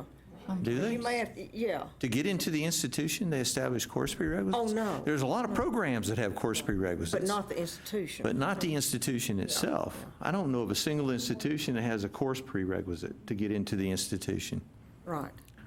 So what is 6 referring to then? The advisor is not in a position. I think it was trying to address Acknowledge other, that or we other don't have- required we were courses not by the empowered institution or to something. Review or make determination about something else outside the realm of nursing prerequisites. Yeah. So should it Maybe just it's the say, science prerequisites, maybe it's prerequisites by other departments. No, this is just No? in general. Okay. This committee was. So I wonder if we could look at 6 and 9 together, because number 9 to me, if we added or changed to meet graduation requirements to state, students must be core complete in order to waive additional university core requirements. So in other words, if a student comes in core complete, it doesn't matter what else the university is requiring. Core complete. They're core complete. Right. Maybe that gets at all of it. So are we saying eliminate number 7?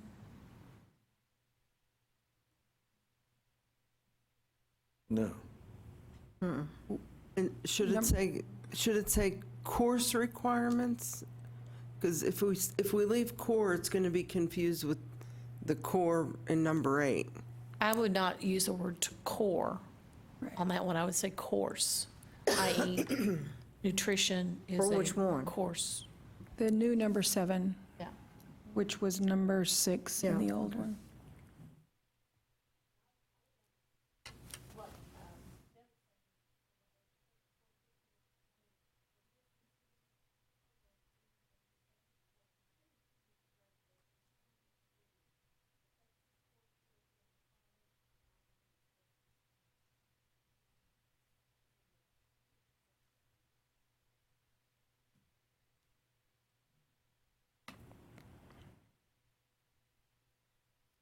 Okay, is that what y'all want me to move Committee this thought? sentence to the end of the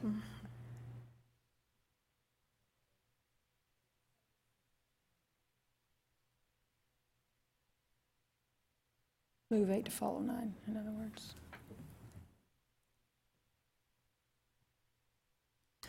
Okay. Even going back, do we even need number 8?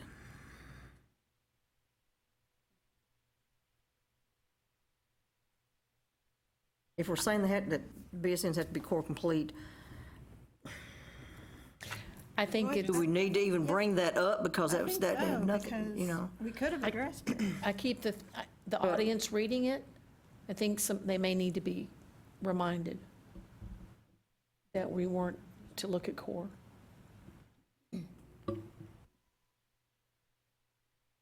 I want to just say one more thing. You can say yes or no on this, but I think as a rationale for the long list of prerequisites for BSN and the shorter list for ADN, that the differentiated essential competencies for graduates of Texas programs are different for ADN and BSN graduates. Yes, that's very good. And they do reflect, I think that's a very important point, Jan, because they do reflect some of the reasons that those courses need to be taken. And maybe that should follow number 1, the innate differences. Okay, so go back, so Did Go I back just up. miss something? Makes sense. Yeah. go back up and, Added number 2 There's not after much 1. difference, though, in terms of, we're going to have 5 out of the 7 in the program, just not prerequisites.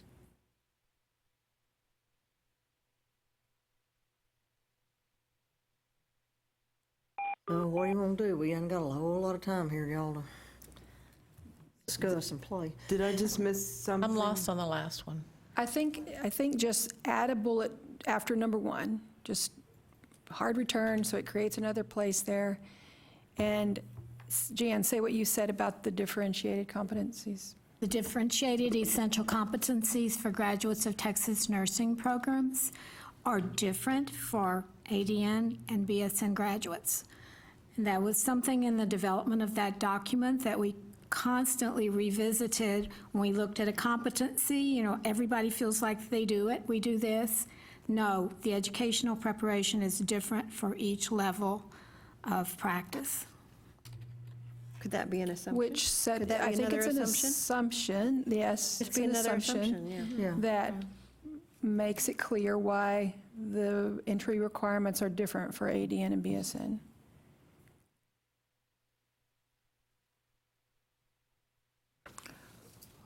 And we should probably The state that differentiated somewhere as essential well. competencies for graduates are,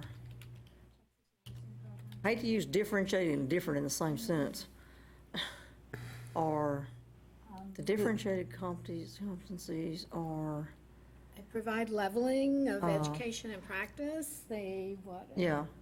Yeah, Delineate delineate is good. the expectations of ADN and BSN Yes, graduates. yes. The Texas nursing programs delineate the expected outcomes for ADN and BSN graduates. Excellent. But isn't the point that they're different? They are different, yes. But that doesn't say that. You just say different. If I'm reading that from outside, there's nothing in what y'all just said that tells me there's any different. It just says that the board delineates them, Oh, delineate. The board but it doesn't tell me delineates whether they're different or not. that the board, Trying to not say different. And I understand, yeah, and I know. Texas nursing programs delineates the expected. So you could say the Texas Board of Nursing delineates the decks for BSN and ADN, and then which are different, or something to that effect, because I see what you're trying to, I mean, I don't know how to use it, I can't think of a different word for different, I guess. Progression. You said it earlier, Jan, you said something earlier, delineates the level. The level of educational preparation and practice. Okay, yeah. That still doesn't say different to people that don't know delineates that it's different. Dissimilar, diverse, unalike, changed, altered, poles apart, not the same as. Are we running out of words? This is an editorial thing that Donna can work on. Yeah. Yes. Maybe our editor will be Good able to enough. think of a different. Yeah, Yes. exactly. There you go. We can't think of. It really is strong in supporting the differences in the educational preparation, very Expected important. levels of practice. Yeah. Okay. Okay, are we going to change any more of these? No, no more. Okay, what are we going to do with 8 and 9? We had a recommendation to merge those two. Do we want to merge them? I think that'd be good. Okay, just put Put the BSN, for BSN BSN programs first. and yeah. then requirements, period, and then put the Texas core requirements as the second sentence. Yeah, or not. with- And I don't want to, I'm not trying to beat this to death, but to me, a student doesn't have to be core complete to meet graduation requirements. They can take all the additional courses, but if they come in core complete, right? You can't graduate if you're not core Oh. complete. Oh, okay, I was talking about them bringing It in, doesn't matter. okay. When they get to that We're end not point. we're not Yeah. eliminating that, Yeah, okay. yeah, right, yeah, yeah. Yeah. Okay. Okay, so are we good with these? We have 8 now. We took the, okay. So should we start from the very top of the report and see if it flows? We need to go down It's through the kinda- rest of, we haven't gotten down through this okay. other part, initial licensure programs. Plus, I have 2 different documents now. Jeez. Only two. I have the original one we worked on this morning, and then this one started out with Gail's comments, and I've added to them. So I'm going to have to merge the two. Okay, so, all right, can we go to the next section, which is initial licensure programs? You have, okay, that section. Okay, there was Do you want me to nothing. go back to the original document? Because Well, Beth had some comments here. Yeah. I could open up a third document with Beth's comments. Where is that? Okay, I don't understand. Do you want me to do that? No, just a minute. Okay, so on the third, where it says the legislation further defines, she's got a lowercase u instead of uppercase. And then she says as an educational program. Is that on initial licensure Yeah, program? it's down, there's the third sentence from the bottom of the paragraph. Third line from the bottom of that. Say that? I think those are mostly editorial, just Right. There's undergraduate, questions. Yeah, it should be a little u. it should be what? A little u. Okay. Oh, I think because it came from the legislation which had a uppercase u, Right. so that's why.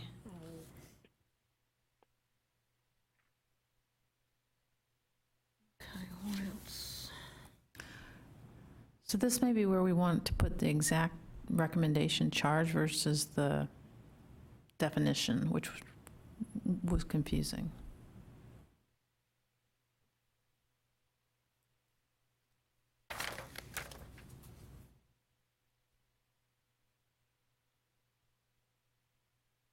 Well, okay, so which area?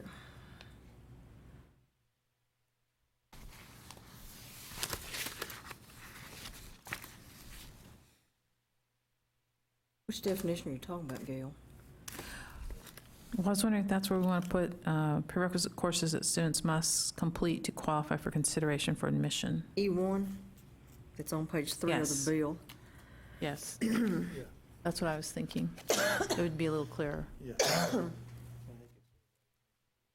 Okay, so in that section, go back up, Donna. Under, initial licensure, where are you saying put it, Gail?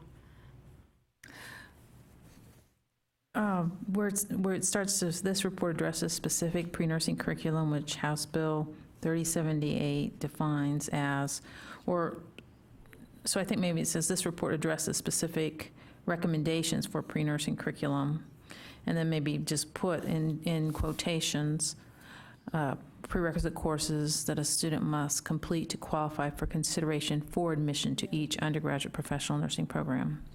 So just cut and paste the actual thing and put it in quotes that Got that, way. Donna? And that, tell her, I got a little lost too. Go.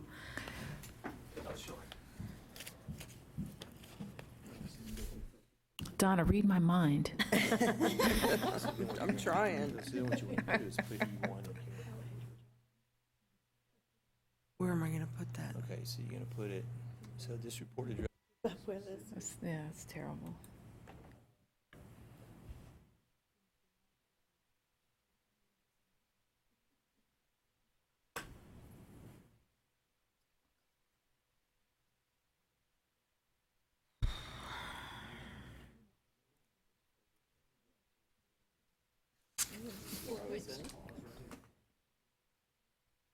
While she's looking at that, under the two different parts about associate degree, Beth had a question about where it said may hold, who've completed a vocational nursing program and may hold a license as a licensed practical vocational nurses as, I would think they should, don't they have to have one? A license, not may? I would think. Where are you? I'm sorry, you lost me. Right here, it says may Who are hold. okay. They may hold. They have to be licensed. They don't have to, I think so. Yeah. So just delete may and just say and hold license as, well, maybe it should be as, hold a license or as license. a licensed practical vocational nurse, period. And who We are have not completed registered. vocational program and/or license to practice as an LVN. Donna? You have in there for admission, I think it's important we say for consideration for admission. Okay, you have that part done, Donna? Okay. You're working, okay. Taking it straight out of the statute. Okay. Legislation says for admission, doesn't say for consideration, it just says for admission. Okay.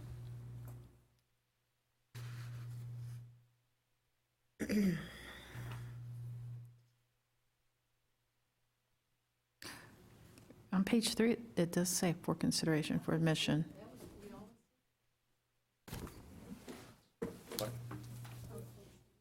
Yeah, under E1. So time we've always said the word Says qualify consideration. for consideration for admission to undergraduate. An amendment, and this is the final one.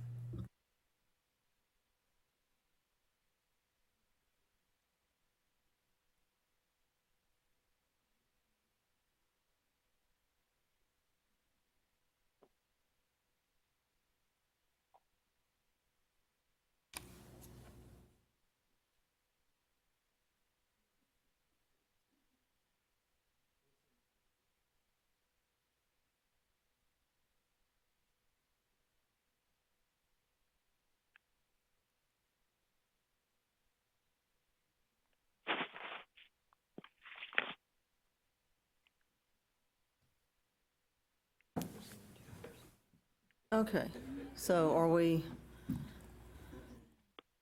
so what we have done is in that paragraph, that under initial licensure programs on page 6, have added that this report addresses the specific nursing curriculum which House Bill 3078 defines as, and they just took the definition straight out of the bill. It's on page 3, it's E1. I'm not going to read all that. The legislation, and then the rest of it is the same. It was just a sentence added in the center. Okay? We're good with that.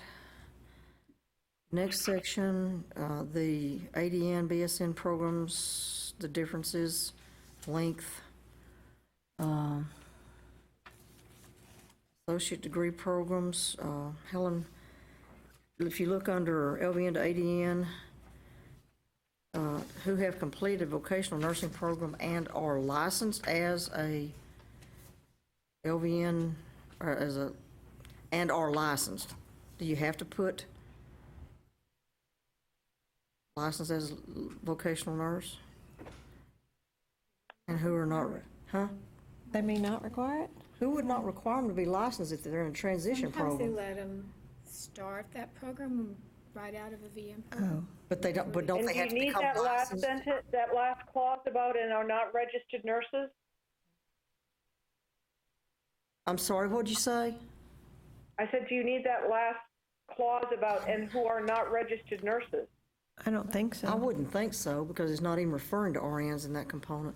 Right. Okay, so, but would they, like, I would let a graduate from an ADN program take the first course in the RN to BSN. They cannot move on unless they become licensed during that semester. That's correct. So is that not true of the LVNs, if they don't become licensed? Does it matter? Ours have to be licensed. Yeah, I mean, I would think they would have to be licensed. But you're saying you think some, I think some don't. oh, okay. We've had that question. And is it a consideration for admission or a matriculation question? It's an admission requirement. I would think that's our assumption that they would have to have it. Yeah. That's- Yeah. So, but it needs to say, who have completed a vocational nursing program. Program and hold And hold a a, license as a, yeah, That's okay. and hold a license, period? hold the My fourth license, yeah. point, I like it. Yeah, yeah. And don't you get that, and hold a license, period? Period, there you go.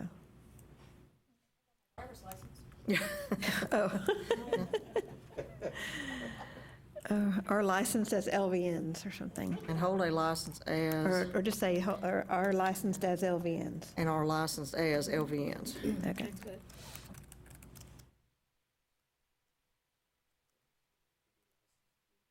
Okay. Anybody else having comments in that section right in there? And then Beth had a comment about where it says the following table. Something rather. Maybe it should just say the distribution of initial licensure nursing programs in Texas is 54 associate degree and 26 baccalaureate.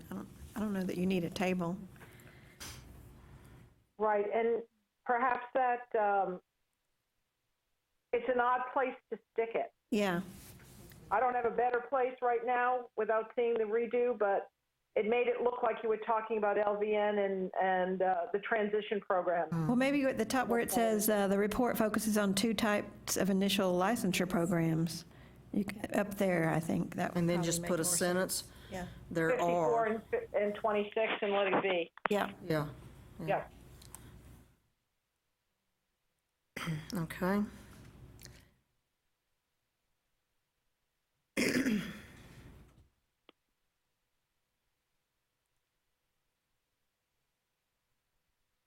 All right, methodology, major contributors.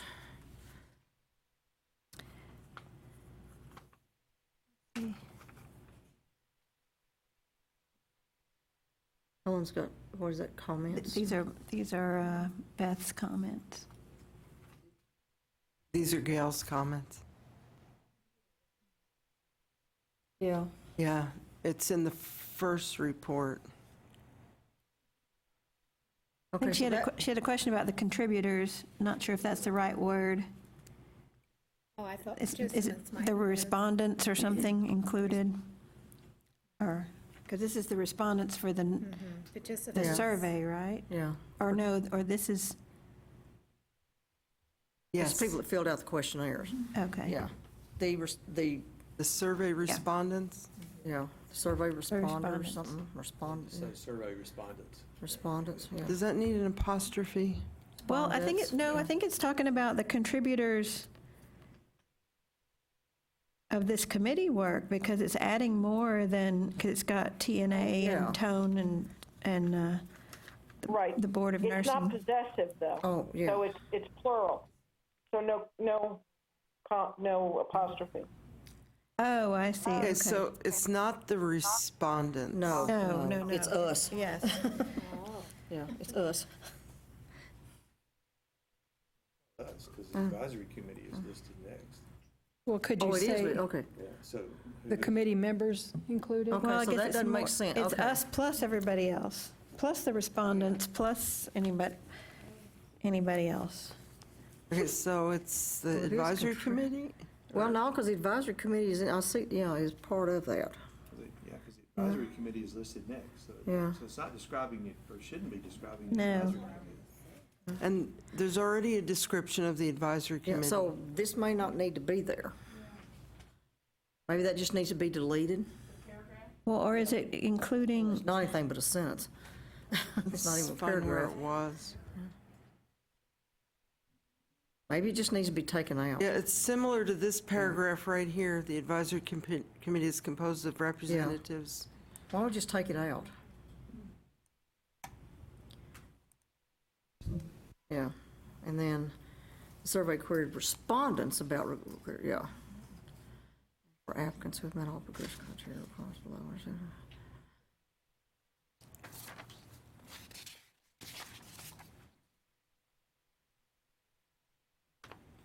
Okay, this is another place where we had that information about the pre-nursing, applying, pre-licensure, admitted. We have to make sure that whatever, all the changes we made. didn't we move, I thought, did we Yeah. move them Yeah. somewhere? I can pull up, Yeah, pull up the other one and move it, yeah, because Okay. this is, yeah.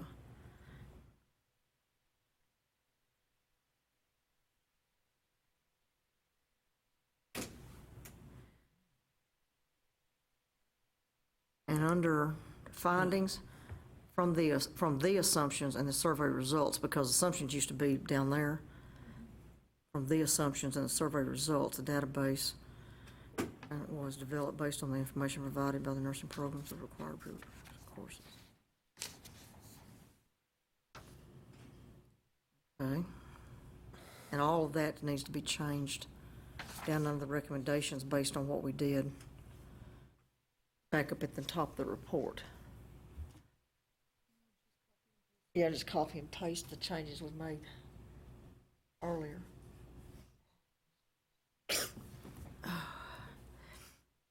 And then that sentence added under transfer of course credits, that last sentence we did about transferability and shelf life.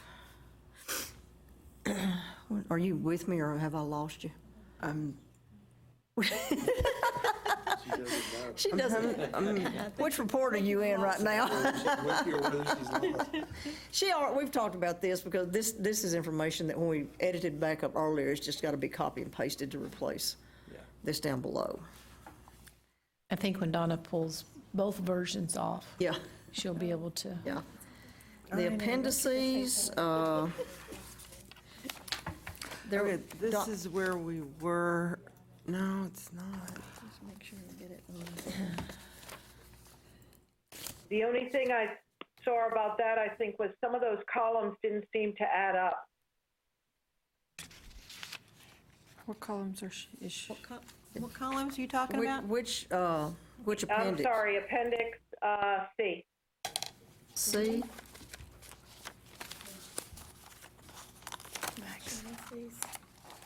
So for example, on page 30, the numbers don't add. Great. Some of them are off by one. I found 2 of them, but I couldn't check them all. I would recommend Donna pulls this together, she just double check on the numbers and make sure the math on the table's correct. Yeah, we can make sure that all that adds up when we do a final Okay. check. Right, and the LVN results didn't have any total, but the baccalaureates did.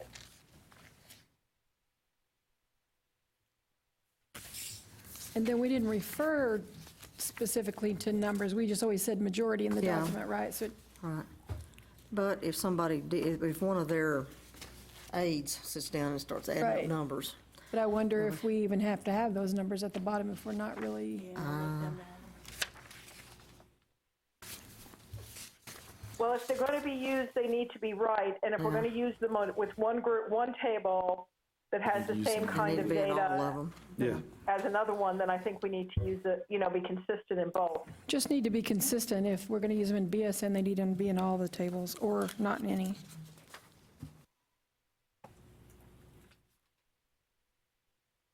Okay. So all the course, they pull the course descriptions, ACGM, and those are there. Yeah, on Appendix D, What page? page 31. Okay. Yeah, right there. I think what we need is a little tiny bit different formatting. It's, for example, it says ADN and LVN to ADN course descriptions. It's not bolded, but a bunch of other things are bolded. So I got a little bit confused. So we either need to have a separate appendix for the ADN one and the BSN one, or we need to make that a huge underlined, this is for this one. And then when we get to the BSN on page 32, so it needs to be highlighted as to which ones we're talking about. And we need to take out ANP 2. Yes. And then we've got English 1302, and it should be 1301. Okay. And will all the legislators know what the academic core guide manual course descriptions are, or is there another terminology, or does it need a little bit of? Yeah, that's it. That is the name for it. And then in microbiology, you need to put 2420 because that's the one they've kind of recommended us go to. Yeah. For health occupations. Which one? On microbiology, it should be 2420. Instead of 2421, should be 20. Oh, I got you. Yeah. Question. makes Or you can sense. put them both in there, but at least 2420. Yeah. I know it was in our charge to describe them, but do we need to add them all at the back if we simply say we're not making any recommendations to change content? We just want the content that's currently in the master catalog?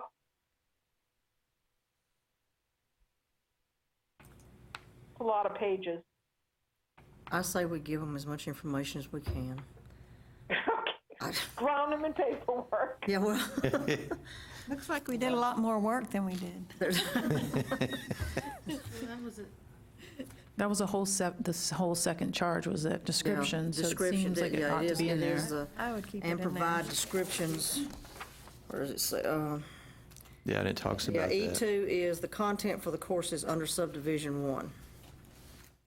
I think it's impressive. Yeah, yeah. Works for me.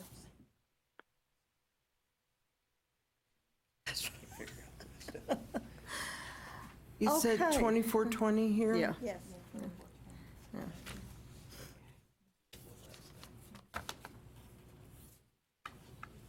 I did.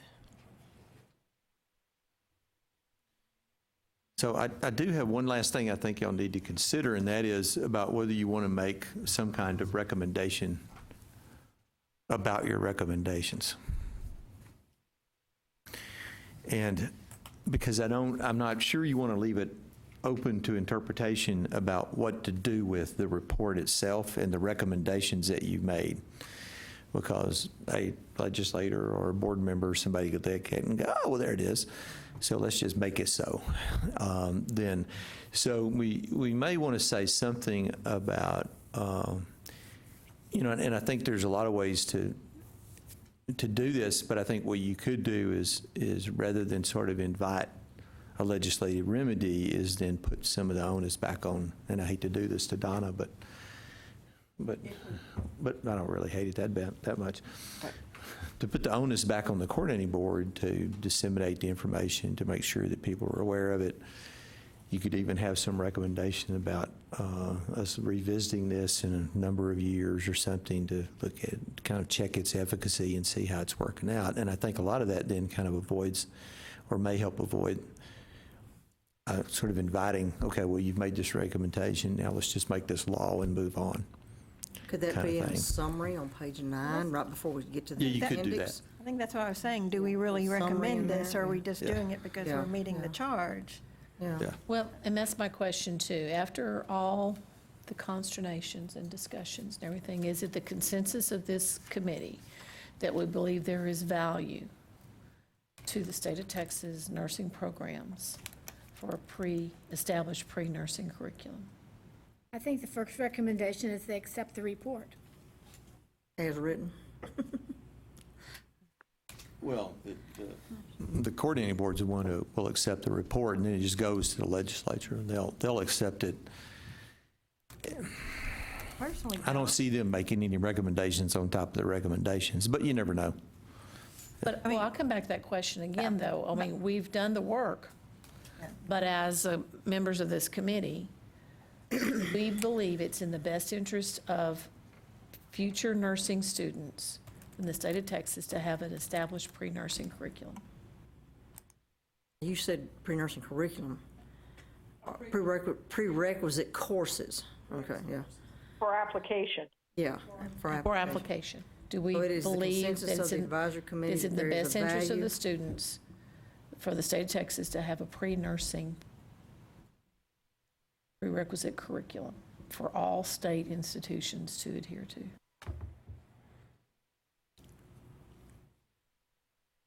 One woman's opinion, I think with the caveats we put forth, so how we handled the challenging issues of this morning's discussion, I would say that it makes sense. I don't think we ever said strongly enough how close over the last several years the schools have actually become. Did we make a strong comment that really there's very little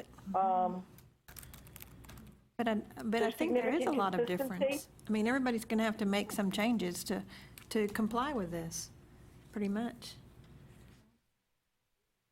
Yeah, we will too. Maybe the I think recommendation. a lot of people don't like change, so I think that they would prefer to be able to make the decisions themselves and not make the change, but. Maybe the recommendation should partly focus on the fact that we lack really good evidence for many of the prerequisites, and that we maybe need to try to find that evidence and look, take a fresh look at those sacred cows. And we did say, identified several points where more research was necessary. So are you saying that we should have a summary statement that we still need that in more general terms here, or? So what about if I'm in our, a little unclear with I agree with Rex that we need to minimize the likelihood that people will do something weird with this that we hadn't anticipated. Always a good thing to do when you're doing a report, to try to delimit it and focus the next step. I'm just not sure how much of it we restate. what if we have two summary statements that are in line with what you said first, that we did find a lot of similarities for the majority of courses. Where there were differences, there was a lack of data or supporting data for which way decisions should be made, and as a next step, that's our recommendation. Because I think one of the questions is then, are we accepting the kind of students that we want to accept into our program? And do these prerequisite courses allow us to do that? Or is it, I don't know. And sometimes we're using prerequisites as a way to screen students, not because we need the knowledge. We're trying to figure out who's going to be successful ahead of time, which is not really the point of having a prerequisite. That's true.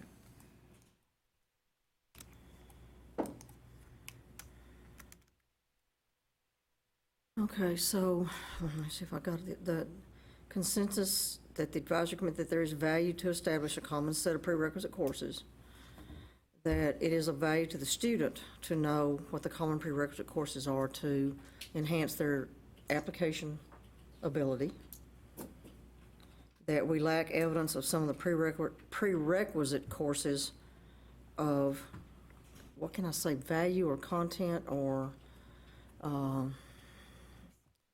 the necessity of some courses, and that we need to take a fresh look at what are considered the sacred cows. Yeah, yeah. That the committee would take into consideration to, like Rex said, to revisit these recommendations, say, in 5 years to determine the value or the currency. Yeah, What was number 3 again, Pam? what did I say? Implementation. We lack strong evidence that some prerequisites need to be reconsidered because they're there because they've always been there. They don't have strong data to support, say, like the labs. We don't have any data to support that all those sciences need labs. We know across the country there are programs that don't do them. They still have excellent outcomes. Rather than saying whether or not they're useful, could we make a statement that we don't have data to recommend or not recommend, or to change current practice? There's not data to change current practice. Yeah. But I'd say, but there's an opportunity to evaluate other currently required courses in regards to direct correlation to the success as a nursing student.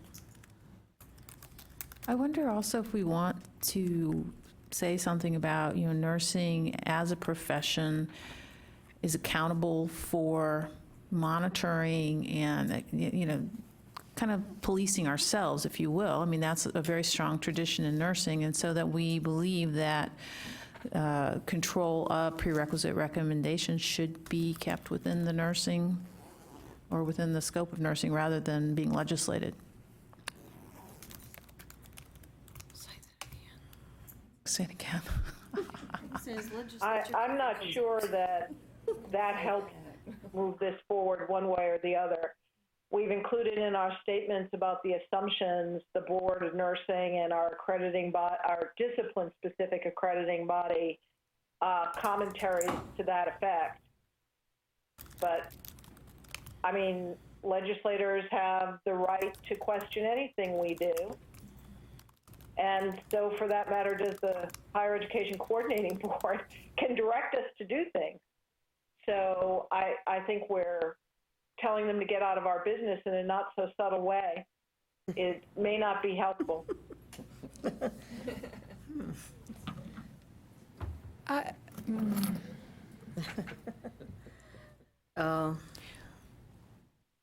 While I agree, is it wrong to point out that is nursing different from other professions who are not being questioned?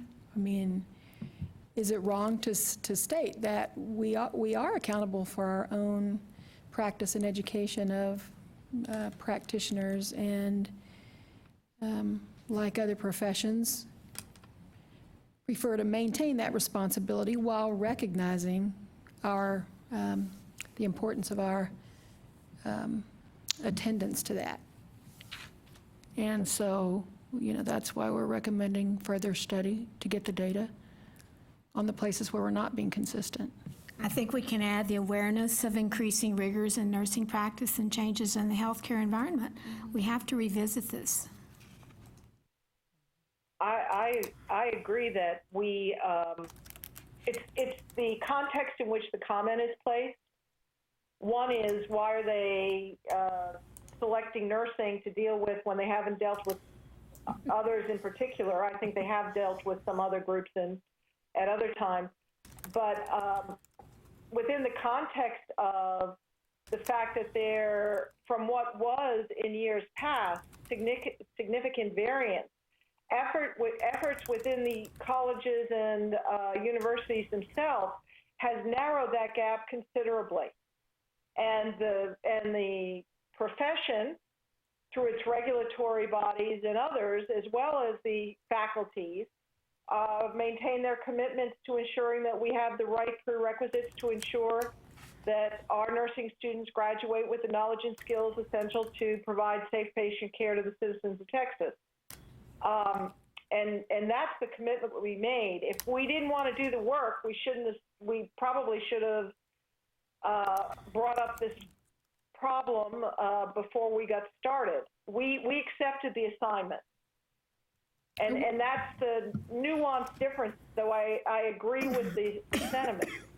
So I wonder if, to show that, what you said, that we've made significant improvements in coordinating our efforts to align with each other, some of the work that's being done around the state, is it okay to include some of those initiatives that have been going on to help coordinate and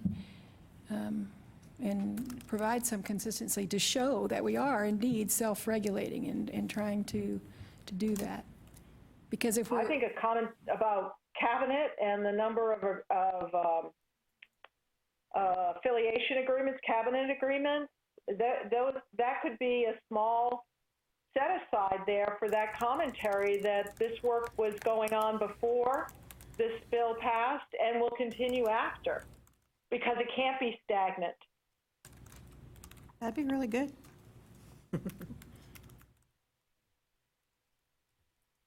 I'm going to need help with all these comments. I'm typing as fast as I can go. I'll send you what I'm getting. I'm not sure but I'm typing as fast as I can go. And I mean, I don't know if there's a general awareness of other organizations like the joint, the Tobogny and the other joint ones. I don't know if there's a general awareness that those conversations and those, yes, and coordination goes on all the time. I guess we've done a lot more with ADN to BSN as opposed to BSN to BSN type thing. I guess that's what brought this up.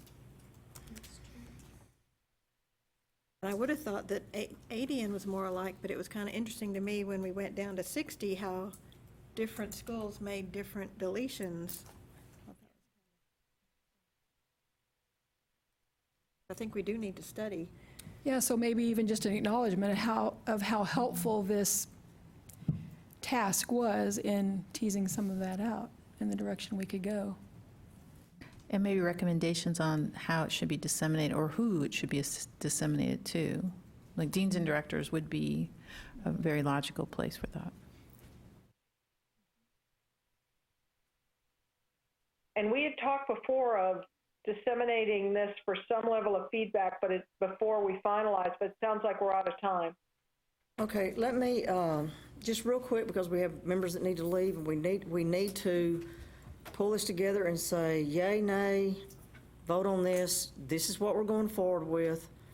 We'll get all the editorial, get everything cleaned up, get it all done, that we are as a group ready to say, this is it, no more discussion when you read the report, remember, we're out of the phase, we're out of the phase of changing everything. No substantive changes, Yeah, just no editorial. substantive changes, editorial, if you don't like a sentence, clarity, whatever, okay, but we have to move on because Rex has a 10-day deadline here, and we don't have a lot of time. We will get this out to you, hopefully Wednesday sometime. Please get it back to us by Friday, so that we can move on, and Rex, they have time to look at it, and we can do that. And thank all of you so very, very, very, very much. You're wonderful people. And we're nurses, we always work together. So, thank you. So Beth, are you in Italy? Thank you. I am. Wow. That's pretty amazing that we can. What time is Yeah, and Time she's is- clear. And I have to Yeah, we say, need a my vote. idea of Just- hell is 5 Hey, hours just- on a conference call when I can see nobody's face. Okay, let's just, formal vote, all in favor of sending the committee the report forward with the editorial changes and comments, say aye. Aye. Aye. Opposed? Passes unanimously. Thank you. And Yeah. could I request that I have a couple specific people to work with, because putting this all together could be a challenge, and I'm going to need wording on the recommendations. Any volunteers? Donna, I can help. Thanks, Beth. Okay, thanks. Though I Nancy. couldn't see anything you were writing, I can Okay, We've got it. help in whatever way. all right, We thank have, you. okay. Beth, what time is it over there? I know, it sounds like it's right next door. 10 o'clock, 10 p.m. I wrote this. 10 to 10, Demonstrates the progression of or 9:30. Yeah. Time to go to dinner. Was the wedding beautiful? Yeah, I think that's good. It was gorgeous. Oh, I'll show pictures next time. yeah, really. Yay. Yeah.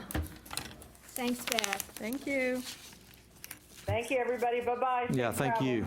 Thank you very much. Thank all of you for all the work y'all put into this. This is not easy stuff, I know. So.